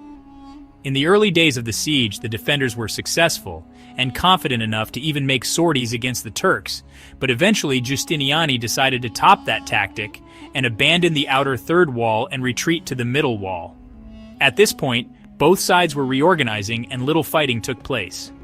Mehmed had his artillery moved in order to improve the bombardment. After a couple days of rest and planning, the Ottomans opened fire again April 11th or 12th. Leonardo of Chios salutes the Ottomans for their military prowess with their artillery, theorizing that even a Scipio, a Hannibal, or any of our modern generals would have been amazed at the discipline which they showed arranging their weapons, and the promptness and evidence of forward planning which their maneuvers showed. From this point on in the battle, the bombardment would remain steady. Leonardo also criticized the many Christians working for Mehmed, But tell me, pray, who were truly responsible for this encirclement of the city? Who but traitors taught the Turks their work? Hungarians, Bohemians, and others from all the kingdoms of Christendom were to be found among the Turks. The defenders were shocked how large the cannonballs being hurled at them were, up to 1,100-pound shells hitting the ancient walls. The cannonballs were so big and expensive and in limited supply that the Ottomans were taking casualties to send men to retrieve the cannon shells to reuse them. To protect his soldiers, the Ottomans built woodworks near the walls to provide some cover for his troops going in the line of danger. At sea, the Ottomans also had opened their assault on the city. The first assault on April 7th was easily repelled. The Turks then waited for more ships from the Black Sea to arrive and launched a second attack on April 12th. However, the Christian ships were taller, and thus the defenders could shoot down on the exposed Ottoman sailors and slaughter them. At sea, the Ottomans were making no progress at this point in the battle. Leonardo of Chios wrote that the Ottomans expected it to be easier due to the small numbers of defenders. The enemy thought that the small numbers of the Christians would prevent them from defending the city satisfactorily when they were overcome by weariness after continuous fighting. But this was not the case. The lack of progress was a problem for Mehmed. We know the battle would be won, but the Ottoman soldiers and officials just knew that many previous attempts had failed. Thus, they were naturally more skeptical that we might expect that this battle would be won. Mehmed played politics, and had his lead admiral Balteoglu brought to his camp, and he debated executing him. Historians believe it was unlikely he would have seriously decided to do this, but he had to make it look like it was individual errors and not his own, hindering the attack on Constantinople, particularly at sea. Hamza Bey was appointed to take charge of the navy, and Balteoglu was spared. Morale was low in the army, and the defenders felt the siege was going well. Some factions in the Ottoman forces wanted to give up. Kandarli Halil, the influential Grand Vizier, advocated abandoning the siege with favorable terms at this time. He proposed Mehmed extract 70,000 gold pieces a year and some political rights over the city. However, the other viziers and Mehmed himself most importantly decided to continue the siege. Kandarli's lack of faith would not be forgotten either. However, for now, the will and determination of Mehmed kept the siege on track. The siege goes on. Tedaldi describes how stubborn the city was in its resistance. Constantinople being thus besieged by land and sea, and so roughly battered without and within by arrows, by cannon and by other weapons, defended itself for 54 days. This is impressive considering the defenders could barely man the walls. However, they defended with courage, organization, and spirit. The Ottomans struggled early on, taking huge casualties and initially struggling to make progress in the attack. The Sultan, to his credit, never stood idly during the battle. He constantly tried to change his tactics and strategies in order to improve the situation. This was highly influential to the course of the battle as well. Seeing that the Golden Horn chain was impassable, he had the cannons of many ships removed and put on land in order to attack the Christians' ships, defending it from land. Then he set in forth a plan which remains famous to this very day. He would bypass the chain which the Christian fleet was using to keep the Ottomans out of the Golden Horn. Terror in the tunnels. Tunneling is an ancient tactic to destroy enemy fortifications. The concept is simple. Men will dig underneath the walls, building wooden supports as they go in order to hold up the walls and earth above them. Then, when the operation is complete, they set fire to the tunnels and destroy the woodworks inside. The supports are destroyed and the walls collapse into the holes created by the collapsing earth. However, this is not an easy endeavor. Not only is it hard work to undermine the fortifications, but the defenders can attack you as the work is undertaken. The Ottomans had tried to tunnel in previous sieges. However, it did not work. The Ottomans made an attempt to undermine the walls in 1453. Mehmed seems to have tried every tactic imaginable to put pressure on Constantinople. Giacomo Tedaldi described the Turkish plan in his account of the siege. On the landward side, a renegade Christian from Albania had risen to a position of great importance. Among the men were besieging the city a number who were accustomed to mining gold and silver. He made them tunnel in 14 places under the walls to make them collapse, beginning his tunnels a long way off. The Christians, for their part, dug countermines and listened and located them time and time again. They suffocated the Turks in their mines with smoke, or sometimes with foul and evil-smelling odors. In some places, they drowned them with a flood of water and often found themselves fighting hand to hand. As is clear from this, mining walls was treacherous work. However, although it was unsuccessful, it still contributed to the siege. It was one more thing the defenders had to worry about. Mehmed had comparatively unlimited manpower, thus to lose some laborers in the tunnels was nothing for him, yet it distracted precious defenders from other duties. Leonardo of Chios also records the tunnel in his account, describing how close of a call it was. Had the Turks undermined the wall, the city may have fallen early on. He wrote that the Byzantines were overconfident it would not be an issue due to previous Turkish failures to tunnel. The Greeks, who claimed that since the present Sultan's ancestor Bayezid and his father Murat had been unsuccessful in their earlier attempts to get into the city by tunneling, Mehmet would also be unable to do so, were proved wrong by the evidence of what happened. So the tunnels were detected by our counter-mining and did not harm the city. Great disquiet, however, was caused by the discovery that the ground had been dug out from beneath the foundations of one tower, which was now supported by wooden props covered with pitch. But after the enemy had been driven out of the fire and sulphur and the space filled in, greater confidence was felt. Great credit must go to John Grant, the Scot who led the anti-tunneling efforts. Leonardo specifically thanks him, saying the tunnels were only detected thanks to the wisdom of and energy of John Grant, a most gifted soldier skilled in all the arts of war, whom Giovanni Giustiniani, the leader of the defenders, had brought along as an officer. The Byzantines describe him as a German, but he was Scottish, as the name would indicate. He had come from Germany, as he clearly had international demand for his services. Mehmed's famous ship maneuver, Sultan Mehmed, is famous for bringing ships across land in 1453, and it was a good idea, no doubt. However, it was not an unprecedented tactic in history. For example, during the siege of Nicaea 1097, during the First Crusade, Alexios Komnenos had ships built and transported across land to Lake Ascania. But it took the defenders by surprise and stretched out their limited numbers even more. No more reinforcements ever arrived. During the siege, Constantine seems to have always hoped that eventually aid would come from the west.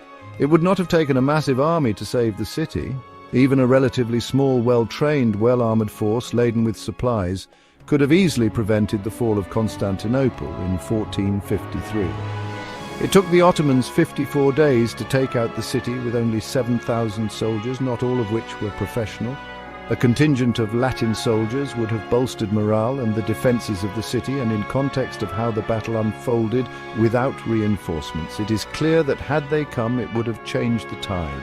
The Ottomans were the only army who ever conquered the city by attacking on land. On May 29th, in the middle of the night, the Ottomans attacked with everything. Had this attack failed, it is likely the siege would have collapsed, but Mehmet's risk paid off and succeeded where no one else ever had. In the Fourth Crusade, it had been the Venetian fleet exploiting the sea walls which proved to be weak. This was the first time in history that someone had ever gone through the Theodosian walls to take Constantinople. Niccolo Barbaro lamented this last day. On the 29th of May, the last day of the siege, our Lord God decided, to the sorrow of the Greeks, that he was willing for the city to fall on this day into the hands of Mahomet Bey, the Turk son of Murat. Some would like to believe the Romans had no chance at all, which is not entirely true. The length of the siege shows that the defenders were capable of repelling assaults. What the defense lacked was strategic reserves. Mehmet organized 3 waves of attack for his final assault, gambling all of his troops in order to seize the city. Barbaro has an excellent description of the 3-waved assault, which took Constantinople by force. On the 29th of May, 1453, 3 hours before daybreak, Mahomet Bey, son of Murat the Turk, came himself to the walls of Constantinople to begin the general assault which gained him the city. The Sultan divided his troops into 3 groups of 50,000 men each. One group was of Christians who were kept in his camp against his will. The second group was of men of a low condition, peasants and the like, and the third group was of janissaries in their white turbans, these being all soldiers of the Sultan and paid every day, all well-armed men strong in battle. and behind these janissaries were all the officers, and behind these the Turkish Sultan. The first group, which was the Christians, had the task of carrying the ladders to the walls, and they tried to raise the ladders up, and at once we threw them to the ground with the men who were raising them, and they were all killed at once, and we threw big stones down on them from the battlements, so that few escaped alive. In fact, anyone who approached beneath the walls was killed. When those who were raising up the ladders saw so many dead, they tried to retreat towards their camp so as not to be killed by the stones. And when the rest of the Turks who were behind saw that they were running away, at once they cut them to pieces with their scimitars and made them turn back towards the walls, so that they had the choice of dying on one side or the other. And when this first group was killed and cut to pieces, the second group began to attack vigorously. The first group was sent forward for two reasons. Firstly, because they preferred that Christians should die rather than Turks. And secondly, to wear us out in the city. And as I have said, when the first group was dead or wounded, the second group came on like lions unchained against the walls on the side of San Romano. And when we saw this fearful thing, at once the tocsin was sounded through the whole city and at every post on the walls, and every man ran crying out to help. And the eternal God showed us his mercy against these Turkish dogs, so that every man ran to ward off the attack of the pagans, and they began to fall back outside the Barbicans. But this second group was made up of brave men who came to the walls and wearied those in the city greatly by their attack. They also made a great attempt to raise ladders up to the walls, but the men on the walls bravely threw them down to the ground again, and many Turks were killed. Also, our crossbows and cannon kept on firing into their camp at this time and killed an incredible number of Turks. However, the defenders had held after the first two assaults. The Turks had taken huge casualties, but they had saved their best soldiers, the Janissaries, for the final assault. As the second group of Ottomans clearly had not succeeded to take the city, the ultimate moment of truth came. Mehmet's gamble that he could take the city by force at this moment, if it had failed, would have meant the failure of the siege and quite plausibly the end of Mehmed's reign. But the Janissaries advanced. Barbaro describes these men as all very brave men and said that Mehmed was behind them for this wave. He said the attacks were ferocious. This third group attacked the walls of the poor city, not like Turks but like lions, with such shouting and sounding of castanets that it seemed a thing not of this world, and the shouting was heard as far away as Anatolia, 12 miles away from their camp. This third group of Turks, all fine fighters, found those on the walls very weary after having fought with the first and second groups, while the pagans were eager and fresh for the battle. And with the loud cries which they uttered on the field, they spread fear through the city and took away our courage with their shouting and noise. The wretched people in the city felt themselves to have been taken already and decided to sound the tocsin through the whole city, and sounded it at all the posts on the walls, all crying at the top of their voices, "Mercy! Mercy! God send help from heaven to this empire of Constantine, so that a pagan people may not rule over the empire." All through the city all the women were on their knees, and all the men too, praying most earnestly and devotedly to our omnipotent God and his mother, Madonna St. Mary, with all the sainted men and women of the celestial hierarchy, to grant us victory over this pagan race, these wicked Turks, enemies of the Christian faith. While these supplications were being made, the Turks were attacking fiercely on the landward side by San Romano, by the headquarters of the most serene emperor and all his nobles, and his principal knights and his bravest men, who all stayed by him, fighting bravely. The Turks were attacking, as I have said, like men determined to enter the city by San Romano on the landward side, firing their cannon again and again with so many other guns and arrows without number, and shouting from these pagans that the very air seemed to be split apart. And they kept on firing their great cannon, which fired a ball weighing 1,200 pounds, and their arrows, all along the length of the walls on the side where their camp was, a distance of 6 miles, so that inside the Barbicans at least 80 camel loads of them were picked up, and as many as 20 camel loads of those which were in the ditch. This fierce battle lasted until daybreak. It was an apocalyptic moment. The ancient Theodosian walls crumbled from weeks of bombardments, tens of thousands of determined men attacking the city, dead Ottoman soldiers everywhere, and a stubborn few defenders fighting as hard as they could to save Constantinople. This is one of those battles which was not decided on one side lacking willpower or courage, Both sides displayed these virtues to the maximum. But then, one bullet changed the course of the battle. Giovanni Giustiniani Longo, the hero of the city so far, was fighting in a breach of the wall, repelling the attackers successfully.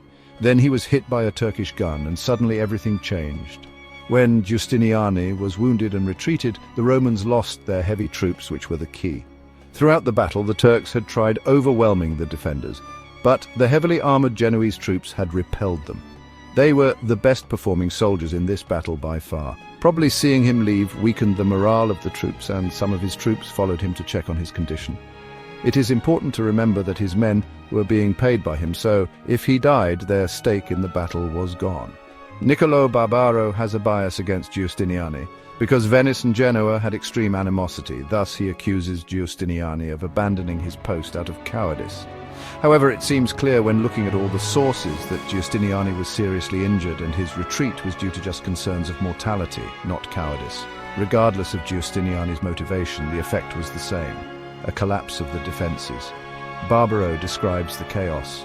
At this moment of confusion, which happened at sunrise, our omnipotent God came to his most bitter decision and decided to fulfill all the prophecies, as I have said, and at sunrise, the Turks entered the city near San Romano, where the walls had been razed to the ground by their cannon. But before they entered, there was such a fierce struggle between the Turks and the Christians in the city who opposed them, and so many of them died, that a good 20 carts could have been filled with the corpses of the first Turks. When they entered, the Turks quickly began looking for the loot they had earned from such a bloody endeavor, which taking Constantinople was. The Emperor's last stand.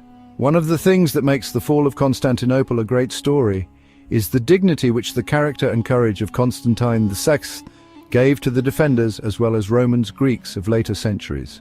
He did not simply surrender the city and flee to Rome or the Morea or to Venice, which he certainly could have. He fought and died for his people and for Constantinople, and for that he deserves respect. In this story, he is the hero who dies a heroic death in most narratives. It is fitting the last emperor was named Constantine. Gennadios Scholarios, the first Ottoman-appointed patriarch of Constantinople, made some observations about coincidental elements of the story.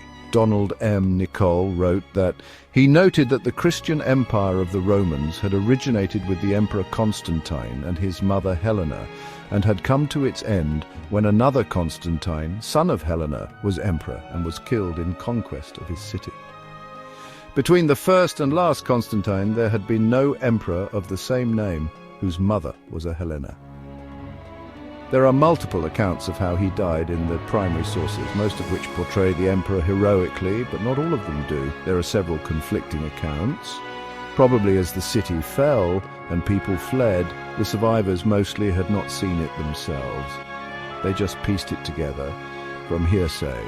You can make your own conclusion, but most historians believe he died with honor. Giacomo Tedaldi of Florence wrote that the emperor of Constantinople was killed. Some say that his head was cut off, and others that he died in the press at the gate. Both stories may very well be true.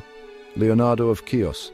The emperor then, seeking to avoid capture, cried, "Which of my brave young soldiers will run me through now with my own sword in God's name, so that his sovereign may not be handed over to our crafty foes?" For a while he survived, battling against the press of the Turks, and was cleft in two by an axe. In the same way, Giovanni Schiavo, the Illyrian, fighting like another Hercules, killed many of them before an enemy sword brought his life to a close. Many of the defenders were crushed to death after this, as they tried to reach the gate. The emperor was caught up among these, fell and rose again, then fell once more, and in this throng the ruler of their country lost his life. Leonikos Chalkokondylos. In his account he described the emperor trying to fill the void left by the injured Giustiniani. But when the moment the defences began to fail came, the emperor turned to Cantacuzene and the small band of men around him and said, "Then let us, at any rate, attack these barbarians." The brave Cantacuzene was killed, and the Emperor Constantine was driven back, until after being forced to retreat, he was followed and given a wound in the shoulder which killed him. Michael Ducas. As the defences collapsed, the emperor now gave up all hope. He stood holding his sword and shield and cried hopefully, "Is there no Christian who will cut off my head?" but all had deserted him. One of the Turks gave him a blow in the face. He struck back and received another blow. Then another Turk behind him gave him a mortal wound, and he fell to the ground. They did not know he was the emperor, but thought him a common soldier, so after killing him, they left him.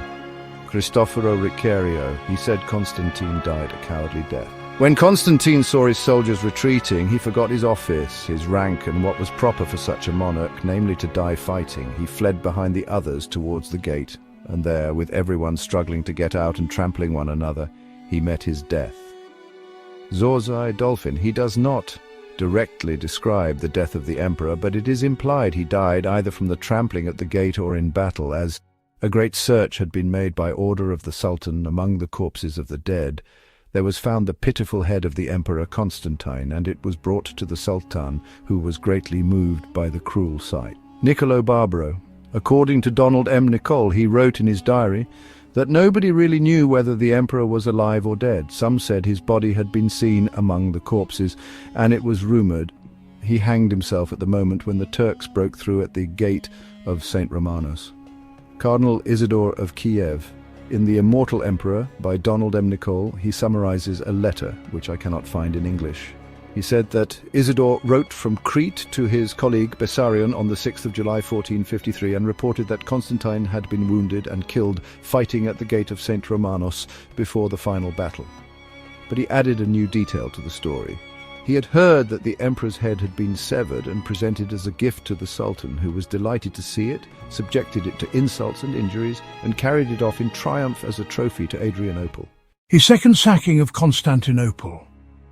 Once the city began to fall, historian David Nicol wrote that it is clear that some areas inside Constantinople resisted the first looters before surrendering to regular troops who were sent into the city, while the bulk of the army remained outside.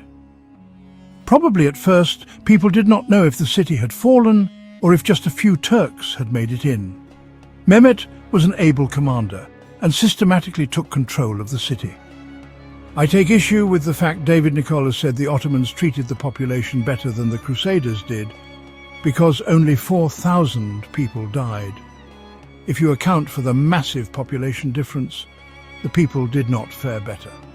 What is perhaps better is the way buildings and infrastructure was treated overall by the Turks, because they wanted to reinvent the city as a new capital of the Ottoman Empire, not just loot it for profit like the Crusaders.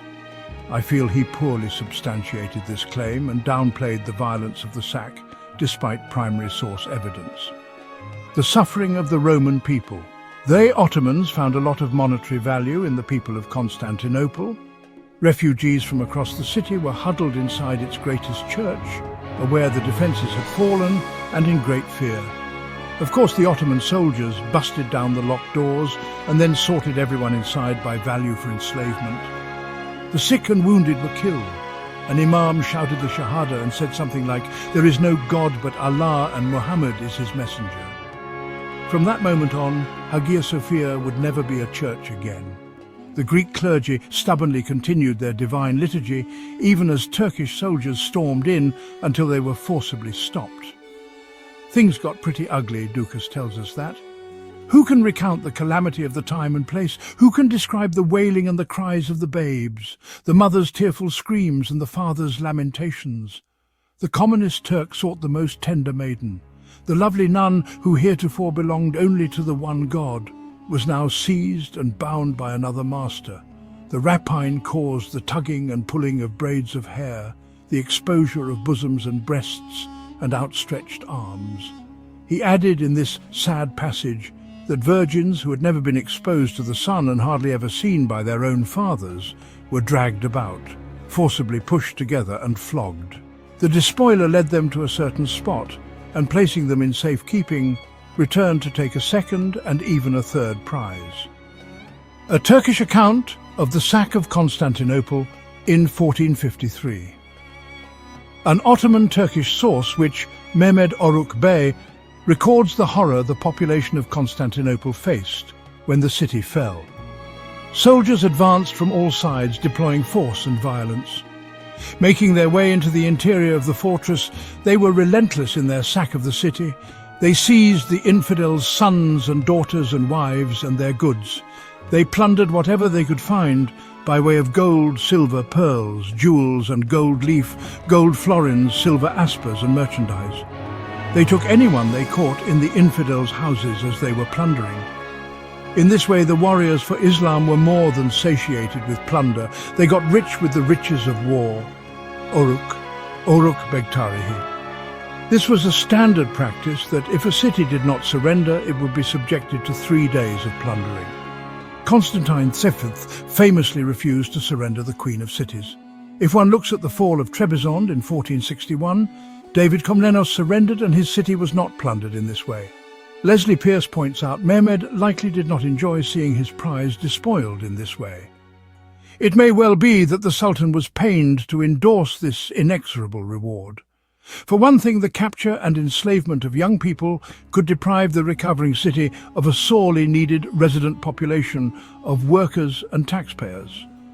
Such, however, was the unwritten constitution of the empire. Combat forces expected to become rich in goods and human capital. Also, it was he who had to repair all the damage from his own budget.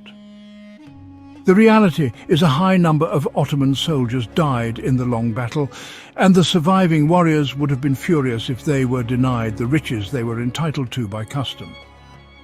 Most medieval armies expected plunder from a city if they captured it by military force, unless liberating their own city from foreign occupation.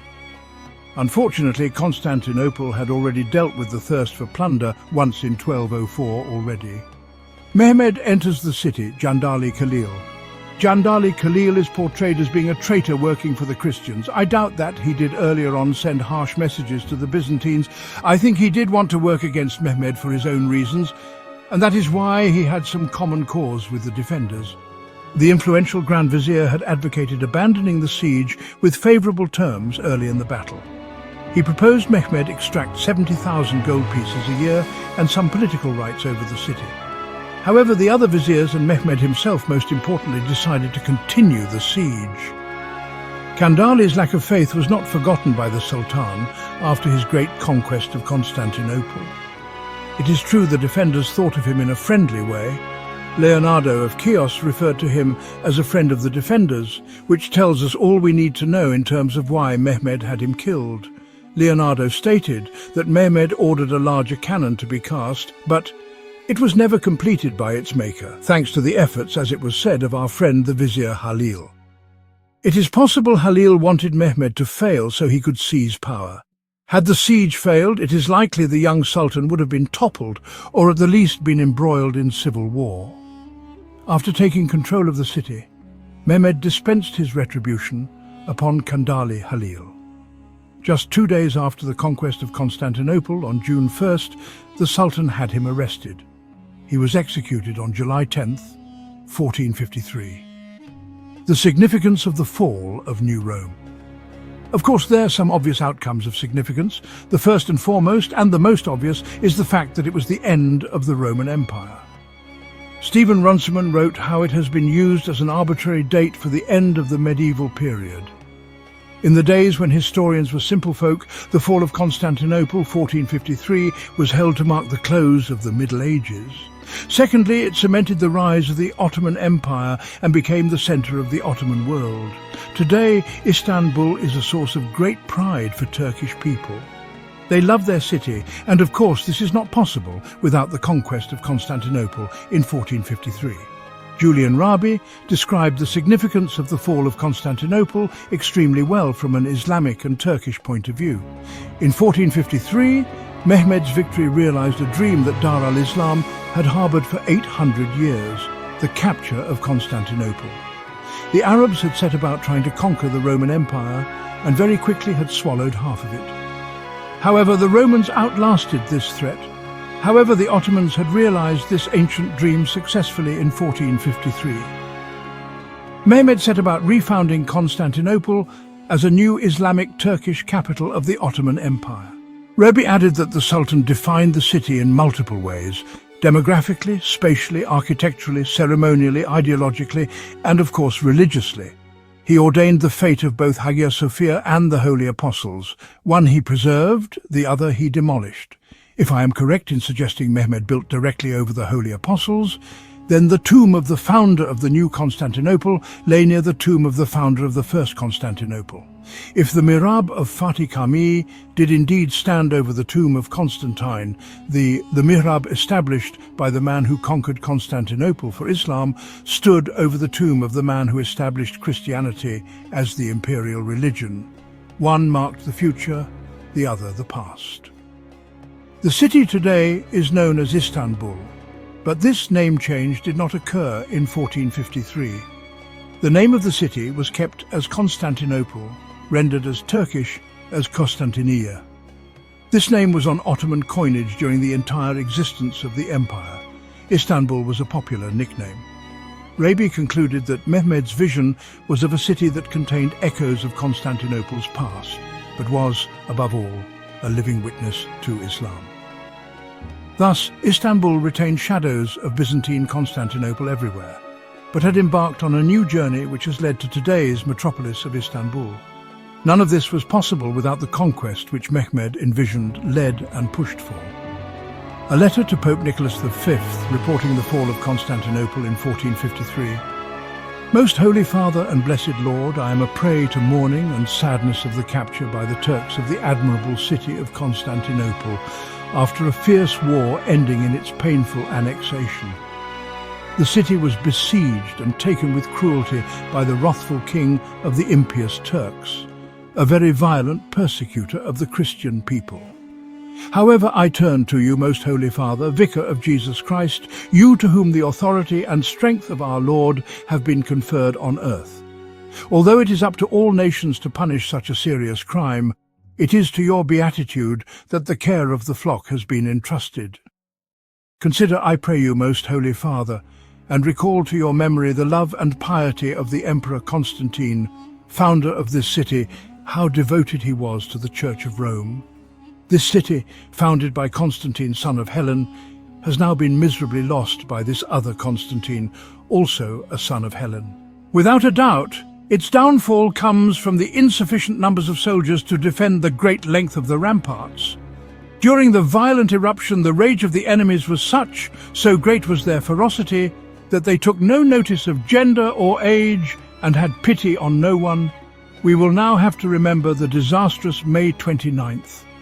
On that day, in fact, the soul of the Emperor Constantine, the last Roman emperor, redeemed by an unforeseen martyrdom, surely he flew to heaven with all those of the many Christians savagely killed at his side, among whom, very Holy Father, many high religious dignitaries, many nobles and remarkable people, both natives and foreigners, who heroically, to the limit of their strength, ensured the defence of the city.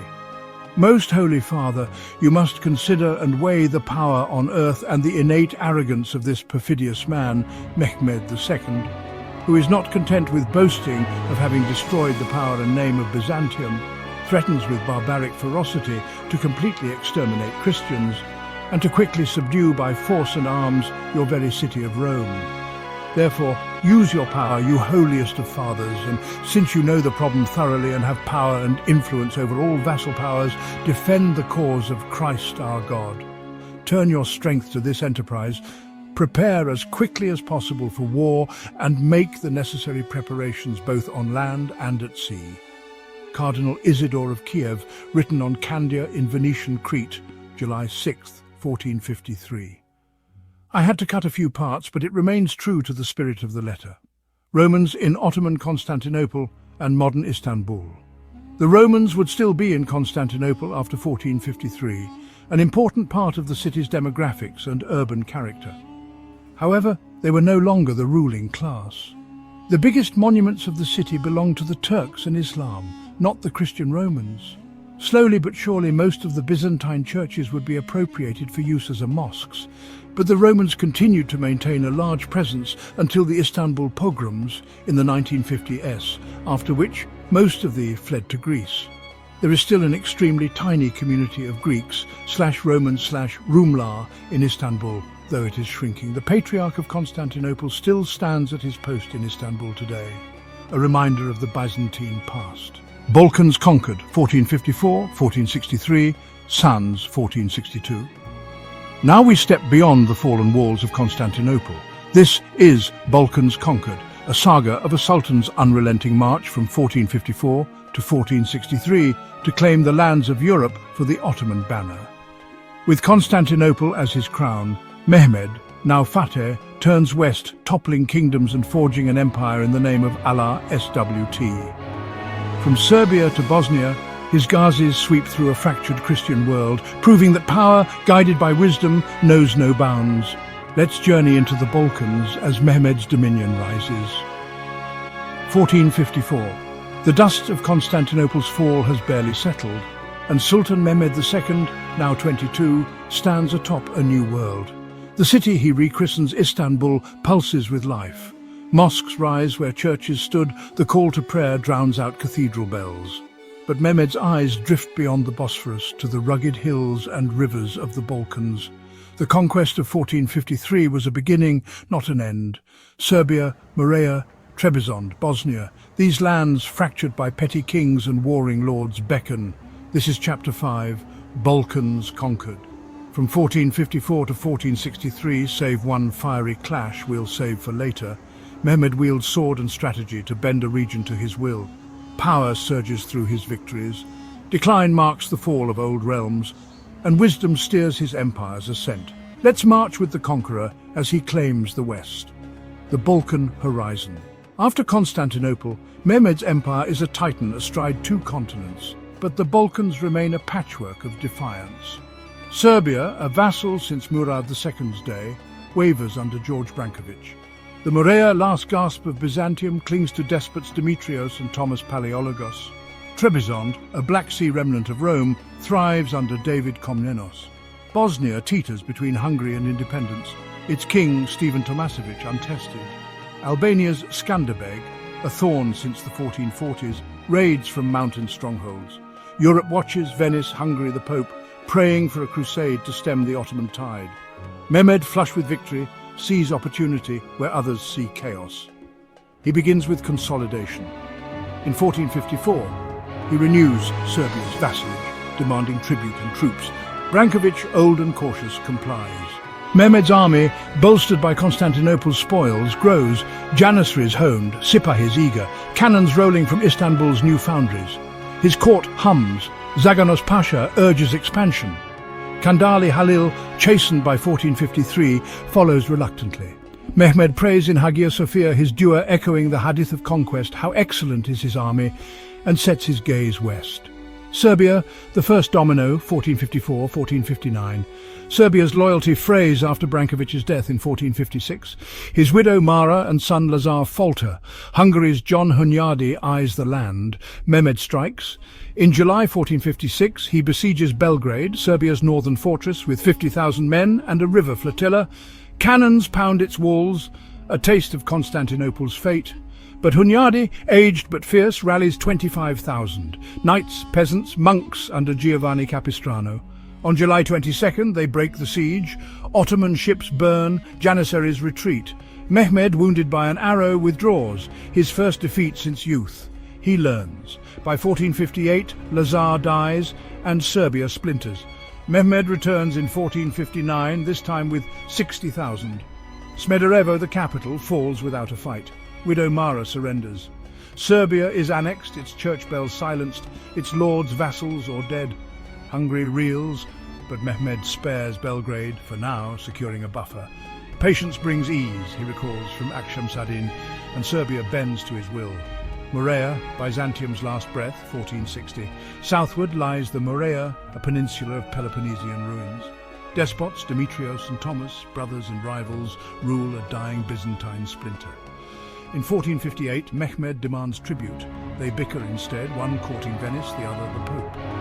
In May 1460, Mehmed marches with 30,000, his cannons trailing. Patras falls first, its walls shattered. Thomas flees to Italy. Demetrios surrenders at Mistra, begging mercy. By August, the Morea is Ottoman, its castles garrisoned, its people taxed. The Byzantine dream ends here, 1,000 years after Constantine the Great. Mehmed walks Mistra's ruins, musing on decline. Empires fall when faith falters, he writes to his scribes. Churches become mosques, the Palaiologos name fades. Venice, holding coastal forts, watches helplessly. Power shifts east. Trebizond, the Black Sea Prize, 1461. Across the Black Sea, Trebizond clings to imperial glory, its Komnenos dynasty rich from Silk Road trade. Emperor David defies Mehmed's 1460 tribute demand, trusting his walls and allies, Uzun Hasan of the White Sheep Turkomans. In June 1461, Mehmed sails with 80 ships and 40,000 men, landing near Sinope. David's 10,000 resist, but the Ottoman fleet blockades, cannons roar and supplies dwindle. Mehmed offers terms: surrender and live. David's sister Anna urges peace. He yields in August. Trebizond falls bloodlessly, its emperor pensioned in Istanbul, its trade routes now Ottoman. The Black Sea's southern shore locks under Mehmed's grip, an Anatolian flank secured. Wisdom prevails over force, Akşemseddin's echo. Justice builds what swords win, guides the terms. Bosnia, a swift blade, 1463. Bosnia, north of Serbia, teeters under King Stephen Tomasevic. In 1461 he stops tribute, weds Hungary's protection and crowns himself with papal blessing. Mehmed, enraged, marches in May 1463 with 40,000. Bobovac fortress falls in days, Stephen flees, captured and beheaded at Jeci. By June, Bosnia is Ottoman, its nobles vassals, its churches spared or converted.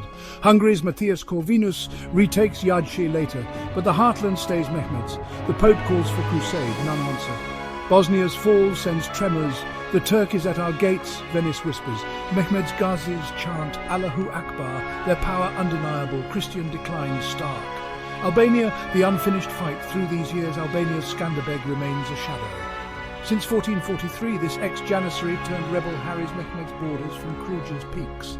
In 1457 and 1461, Ottoman raids falter. Skanderbeg's 10,000 outmaneuver larger forces. Mehmed, busy elsewhere, leaves him for now, a thorn to pluck later. By 1463, the Balkans kneel, Serbia, Morea, Trebizond, Bosnia, all bear Mehmed's crescent. From Constantinople's ashes he builds an empire, his Ghazis carving a path through Christian lands. Power flows through his victories, decline marks fallen crowns, and wisdom, learned from a boy's setbacks and a sheikh's words, guides his hand. Yet one foe stirs in Wallachia, a devil named Vlad. Next, in the night attack unfolds.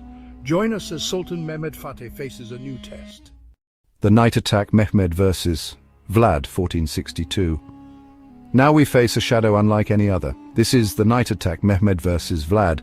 In 1462, with the Balkans bowing and Constantinople his, Mehmed turns to Wallachia, where a devil rises, Vlad Dracula the Impaler. This is no ordinary foe. His cunning and cruelty test the conqueror's might like never before. A tale of blood, bravery, and a sultan's resolve, this chapter shows how faith and strategy meet chaos. Let's step into the dark forests of Wallachia as Mehmed battles a legend.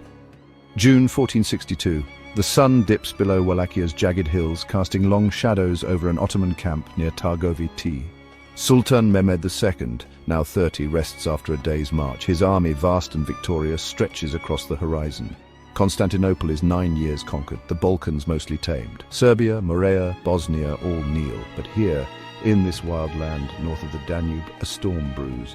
Vlad III, voivode of Wallachia, defies the crescent with a ferocity that chills even Janissaries' hearts. This is Chapter 6, The Night Attack, Mehmed versus Vlad. For one summer, power meets madness, decline stalks the defiant, and wisdom wrestles with terror. Mehmed Fateh faces a foe who fights not just with steel but with nightmares.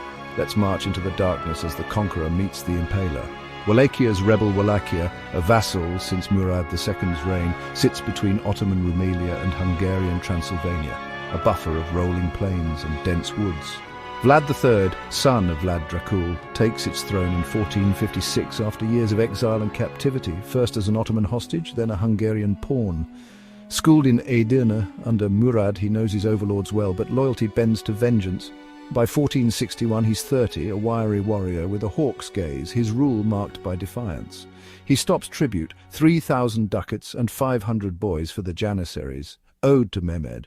Worse, he impales Ottoman envoys sent to parley, their bodies displayed on stakes along the Danube. "Let the Sultan come!" Vlad taunts, his message a dagger in Mehmed's pride. Mehmed, fresh from Trebizond's fall, sees rebellion as rot. Wallachia's trade routes and border security matter, its prince must kneel or die. In late 1461, he plans war, summoning 90,000 men, Janissaries, Sipahis, Azabs, and cannon crews. Zaganos Pasha, ever eager, leads the vanguard. Kandali Halil, aging and cautious, tags along. Mehmed invokes the Ghazi spirit for Allah and the Ummah, but Vlad is no typical foe. Raised among Ottomans, he knows their tactics. Hardened by betrayal, he fears no sultan. The campaign begins. Spring 1462. Mehmed crosses the Danube with a host chronicles called the largest since Constantinople, perhaps 100,000 with camp followers. Vlad, with 20,000 to 30,000, knights, peasants and mercenaries, can't match it head-on. He chooses guile. As Mehmed advances from Jurju in April, Vlad scorches the earth. Villages burn, wells poison, crops rot. Let them starve, he orders, retreating north. Ottoman scouts vanish, their heads later found on pikes, Vlad's welcome mat. By June, Mehmed's army trudges through a wasteland, rations thinning, morale fraying. Vlad strikes from shadows, night raids, ambushes in forests, arrows from cliffs. At Nicopolis, he sinks Ottoman boats, drowning hundreds. Mehmed presses on, his cannons useless in this guerrilla war. Targovite, Vlad's capital, looms, a prize to end the madness. On June 16th, Mehmed camps 5 miles south, his tent ringed by Janissaries, cannons primed. Vlad watches from the hills, plotting his boldest move. The night attack, June 17th, 1462. Darkness falls, a crescent moon barely lighting the sky. Mehmed's camp sleeps, 90,000 souls in tents and trenches, guards nodding off.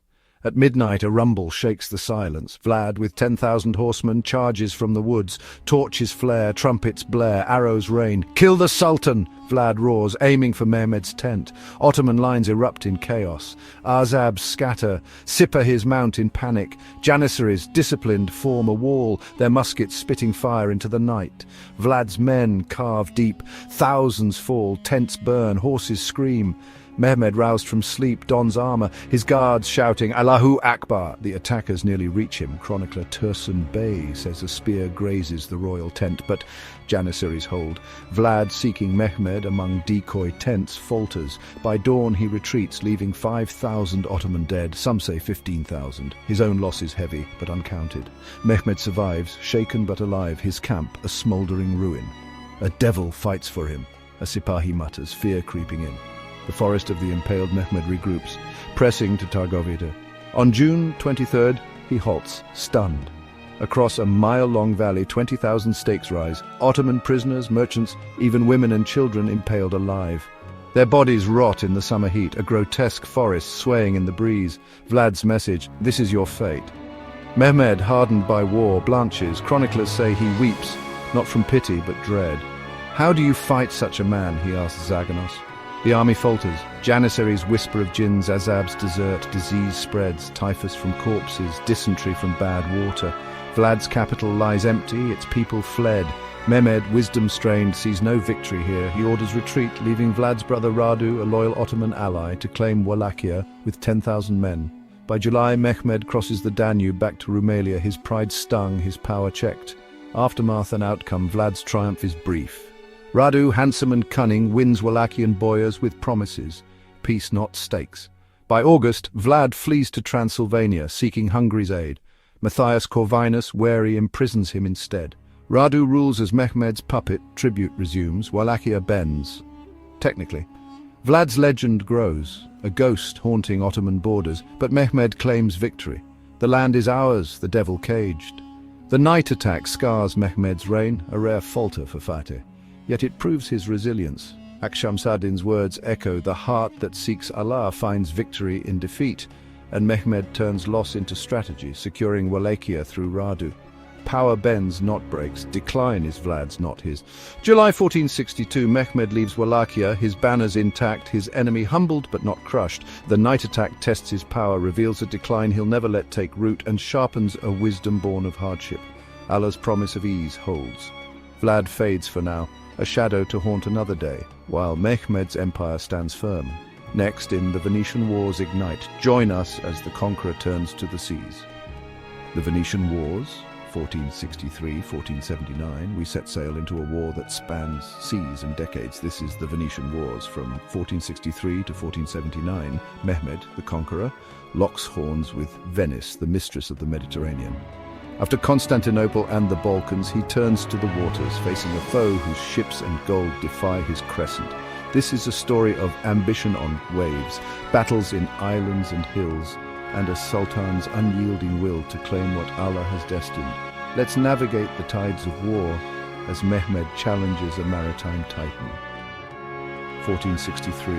The Bosphorus glitters under Istanbul's new minarets, a city reborn as Islam's jewel. Sultan Mehmed II, now 31, stands at its helm, his empire sprawling from the Danube to Anatolia's edge. Constantinople's fall and the Balkans' submission have crowned him Fateh, but the horizon hums with a new challenge. Venice, the sea queen, looms. Her galleys rule the Mediterranean, her merchants choke Ottoman trade, her forts dot the Aegean. From Negroponte to Albania, she backs Mehmed's foes, a thorn in his side since 1453. This is Chapter 7, the Venetian Wars. For 16 years, Mehmed wages a relentless campaign. Power sails on his fleets, decline shadows Venice's sails, and wisdom guides a long game to victory. Let's unfurl the banners and sail into battle as the conqueror claims the seas. The spark of war, Venice has long danced with the Ottomans. Trade pacts in 1454 brought peace after Constantinople, but tension festers. By 1463, Mehmed's Balkan push, Bosnia's fall, Serbia's annexation, alarms the Signoria. Venice backs Albania's Skanderbeg, a rebel since the 1440s, arming his raids from Kruja. In May 1463, Mehmed demands they stop. Venice refuses, citing commerce and Christendom. Pope Pius II, dreaming of crusade, eggs them on, promising gold. Mehmed declares war. Their ships will sink, their forts will burn, and summons his navy, rebuilt since 1453. The Ottoman fleet, once modest, now boasts 100 galleys, reinforced by Istanbul's arsenals. Admiral Mahmud Pasha, a Serbian convert, leads with Zaganos at his side. On land, 60,000 march, Janissaries, Sipahis, cannons rolling. Venice fields 50 galleys, seasoned captains, and coastal strongholds like Negroponte and Modena. Their wealth funds mercenaries. Their diplomacy pulls Hungary and the Pope in. Mehmed prays in Hagia Sophia, echoing Akshamsadin's saying, "When the Ummah stands as one, no wall can stand against it," and launches his war. Early clashes, Albania and the Aegean, 1463-1466. The war opens in Albania, Skanderbeg's lair. In 1463, Mehmed sends 30,000 under Balaban Badera to crush him. Skanderbeg, with 10,000, ambushes in Ohrid's hills. Ottoman losses mount, Balaban retreats. Venice cheers, sending ships to Corfu and Lesbos. Mehmed counters in 1464, besieging Lesbos, a Venetian base. Cannons pound its walls. After weeks it falls. Genoese defenders flee. Ottoman flags rise. Venice's Aegean grip slips, but Skanderbeg holds, a thorn unplucked. In 1466, Mehmed marches personally to Albania with 40,000. Kruja's fortress resist. Skanderbeg's men rain arrows from cliffs. After months, Mehmed withdraws, leaving garrisons. Skanderbeg dies in 1468 of fever, not battle, but Albania's fight drags on. Venice keeps it alive. Mehmed's power grows, yet wisdom tempers haste. Patience brings ease, he recalls. Negroponte, the sea turns red, 1470. July 1470, Mehmed targets Negroponte, Euboea, a Venetian island off Greece, vital for trade and naval control. He sails with 100 ships and 70,000 men, landing near Chalcis. Cannons, small akin to basilica, hammer its walls, a moat slowing assaults. Venice sends 50 galleys under Niccolo Canal, but he hesitates. The Turks' fleet is too vast, and lingers offshore. On July 12th, after weeks of bombardment, Janissaries storm breaches. Chalcis falls, 6,000 defenders die, survivors enslaved. Mehmed walks the ruins, renaming it Egribos, Crooked Land, an Ottoman foothold. Venice's navy reels, the Pope's crusade talk fades. Negroponte's loss cuts their eastern trade. Decline creeps into Venetian sails. Mehmed's power surges, his fleet now a Mediterranean menace. Allah aids the resolute, he muses, Akshamsadin's words proven anew. The Black Sea shift, Kaffa falls, 1475. Venice's ally, Genoa, holds Kaffa in Crimea, a Black Sea trade hub. In 1475, Mehmed strikes 80 ships under Gedik Ahmed Pasha blockade its port, 40,000 land troops encircle. Kaffa's walls crack under cannon fire. On June 6th it surrenders. Genoese flee. Tatars pledge fealty as vassals. Crimea bows, its trade now Ottoman, strangling Venetian routes further. This isn't Venice's fight directly, but it wounds them. Genoese decline, weakens their coalition. Mehmed's navy, once mocked, rivals Europe's best. Power flows north. Wisdom lies in striking foes' lifelines. Build with justice or conquests crumble, Akshemseddin taught, and Mehmed builds. The long grind, stalemate and strain, 1471-1478. The war drags, Venice clings to Modon, Coron and Scutari. In 1477, Mehmed besieges Scutari, Shkodra, with 50,000. Its Venetian garrison holds, reinforced by sea.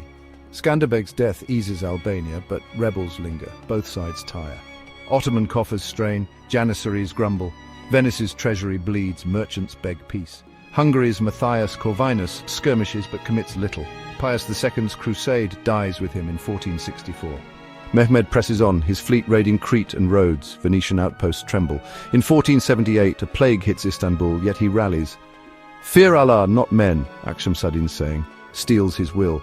Venice, exhausted, sues for peace. The Turk is too strong, their doge admits. Peace at a price, 1479, January the 25th, 1479. Envoys sign a treaty in Istanbul. Venice cedes Negroponte, Scutari and Morea forts, pays 100,000 ducats and grants trade rights, humiliation cloaked as commerce. Mehmed accepts. Victory is Allah's, not ours alone. His empire now spans seas. Albania submits fully. By 1480, its resistance broken.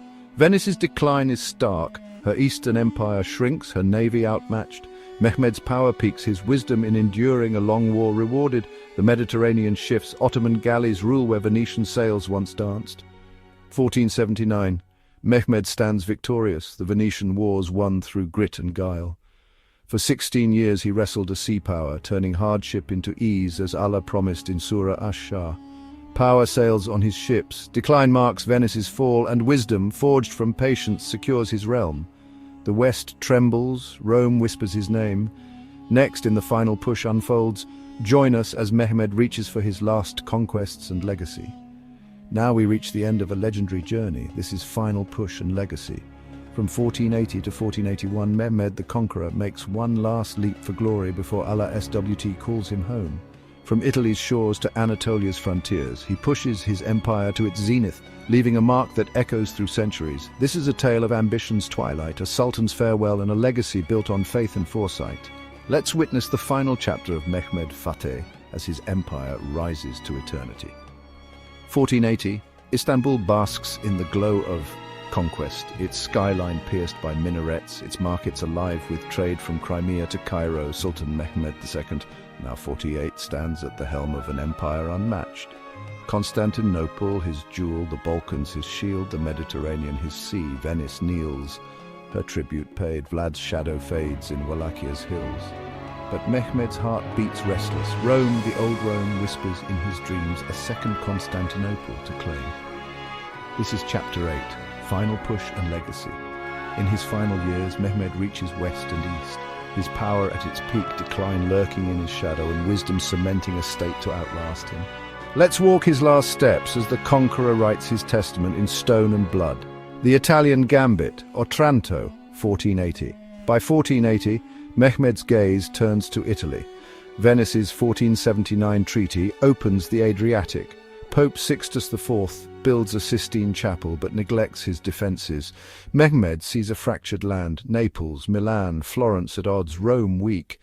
He dreams of fulfilling a prophecy, Islam in the Eternal City, a mirror to 1453. On July 28, 1480, Gedik Ahmed Pasha sails with 90 ships and 18,000 men, landing at Otranto, a port in Italy's heel. Cannons roar, the town falls in 2 weeks. 800 defenders slain, their skulls piled as a warning. Europe panics. The Turk is at Christendom's door. Naples sends troops, but they falter. The Pope flees Rome briefly, praying for crusade. Mehmed plans a second wave, 40,000 more to march on Rome, 200 miles away. If Constantinople fell, so can its mother, he tells his pashas, his power stretching across seas. Otranto's church becomes a mosque, its bells silent. Decline looms for the west, but fate has other plans. Anatolia secured Karaman and beyond 1468-1480. While Italy beckons, Mehmed ties loose ends in the east. Karaman, an Anatolian Beylik rebel since Murad's day. In 1468, after Constantinople, Mehmed crushes its emir, Qasim, annexing Konya, its turquoise domes now Ottoman. By 1474, Karaman's last forts fall, its people bow. Eastward, the white sheep Turkomans under Uzun Hasan challenge Mehmed post-Trebizond. In 1473, at Otlukbeli, Mehmed's 70,000 cannons blazing shatter Hassan's 80,000 horsemen. Hassan flees, his threat fades, Anatolia's spine is Mehmed's. These victories, peaking by 1480, secure trade and borders. Wisdom guides him, build with justice, Akshamsadin taught. Taxes fund mosques, not just war. Power radiates east and west. Decline haunts old rivals. The sudden fall, 1481, May 3rd, 1481, Mehmed, in Gebze, near Istanbul, prepares a new campaign. Some say Rome, others the Mamluks. His health wanes, gout cripples his legs, pain gnaws. At 49, war's toll shows. On May 2nd, he falls ill, fever, swelling, agony. Physicians whisper poison. Bayezid's men perhaps fearing Tem. By dawn, May 3rd, he's gone. To Allah we belong, and to him we return. Chaos erupts. Bayezid races from Amasya. Tem from Konya claims the throne. Janissaries riot, killing Grand Vizier Karamani Mehmed Pasha. Bayezid wins, exiling Cem. Succession stains Mehmed's end. Decline flickers, not in the empire but its unity. Yet his death is no defeat, his vision endures. A legacy carved in time, Mehmed's empire spans 2 million square kilometers. Rumelia to Anatolia, Crimea to Morea, Istanbul thrives. Topkapi Palace rises in 1478, its domes a throne for sultans. The Fateh Mosque, built 1463-1470, trains scholars, feeds the poor. His Kanunname-i Ali Osman blends Sharia with statecraft, fair taxes, dhimmi rights per Akshamsadin's council. No compulsion in religion. Surah al-Baqarah 2, 256. Culture blooms. Bellini paints him in 1480. Persian poets sing. Greek scribes write. Hagia Sophia stands as Islam's beacon. Abu Ayyub's tomb draws pilgrims. Trade surges. Venetian ducats, Genoese silver flow through Istanbul, a bridge of continents. His wisdom, the heart that seeks Allah finds victory, builds a civilization. Bayezid stabilizes, Selim expands, Suleiman gilds the age Mehmed forged. Otranto falls back in 1481. But his legacy towers, Fateh, forever. May 1481, Mehmed II departs, his body laid in the Fateh Mosque, his soul with Allah SWT. From a boy humbled by crusaders to a titan who claimed Constantinople, he turned hardship into ease, as Surah Ash-Shah promised. Otranto his final push, Istanbul his eternal legacy. Power crowned his life, decline spared his empire, and wisdom built a state to stand centuries. Brothers and sisters, this closes episode 8. Mehmed Fateh's journey ends, but the Ottoman saga marches on. If this moved you, hit that like button, subscribe and ring the bell. Share it with the Ummah, for knowledge is our light. But wait, the story doesn't stop here. Next time, in episode 9, we enter a new reign. Bayezid II, the just, takes the throne. Peace or war, unity or strife. From 1481, he faces his brother Cem's rebellion, Janissary unrest, and a rising Safavid threat in the east. Can he hold Mehmed's empire together, or will cracks widen? Istanbul's bustling ports, Granada's fleeing Muslims seeking refuge, and a sultan balancing faith with foes. Join us as the Ottoman banner flies into a new dawn. Episode 9 is coming soon, inshallah. Stay tuned and may Allah bless you all. Allah Hafiz.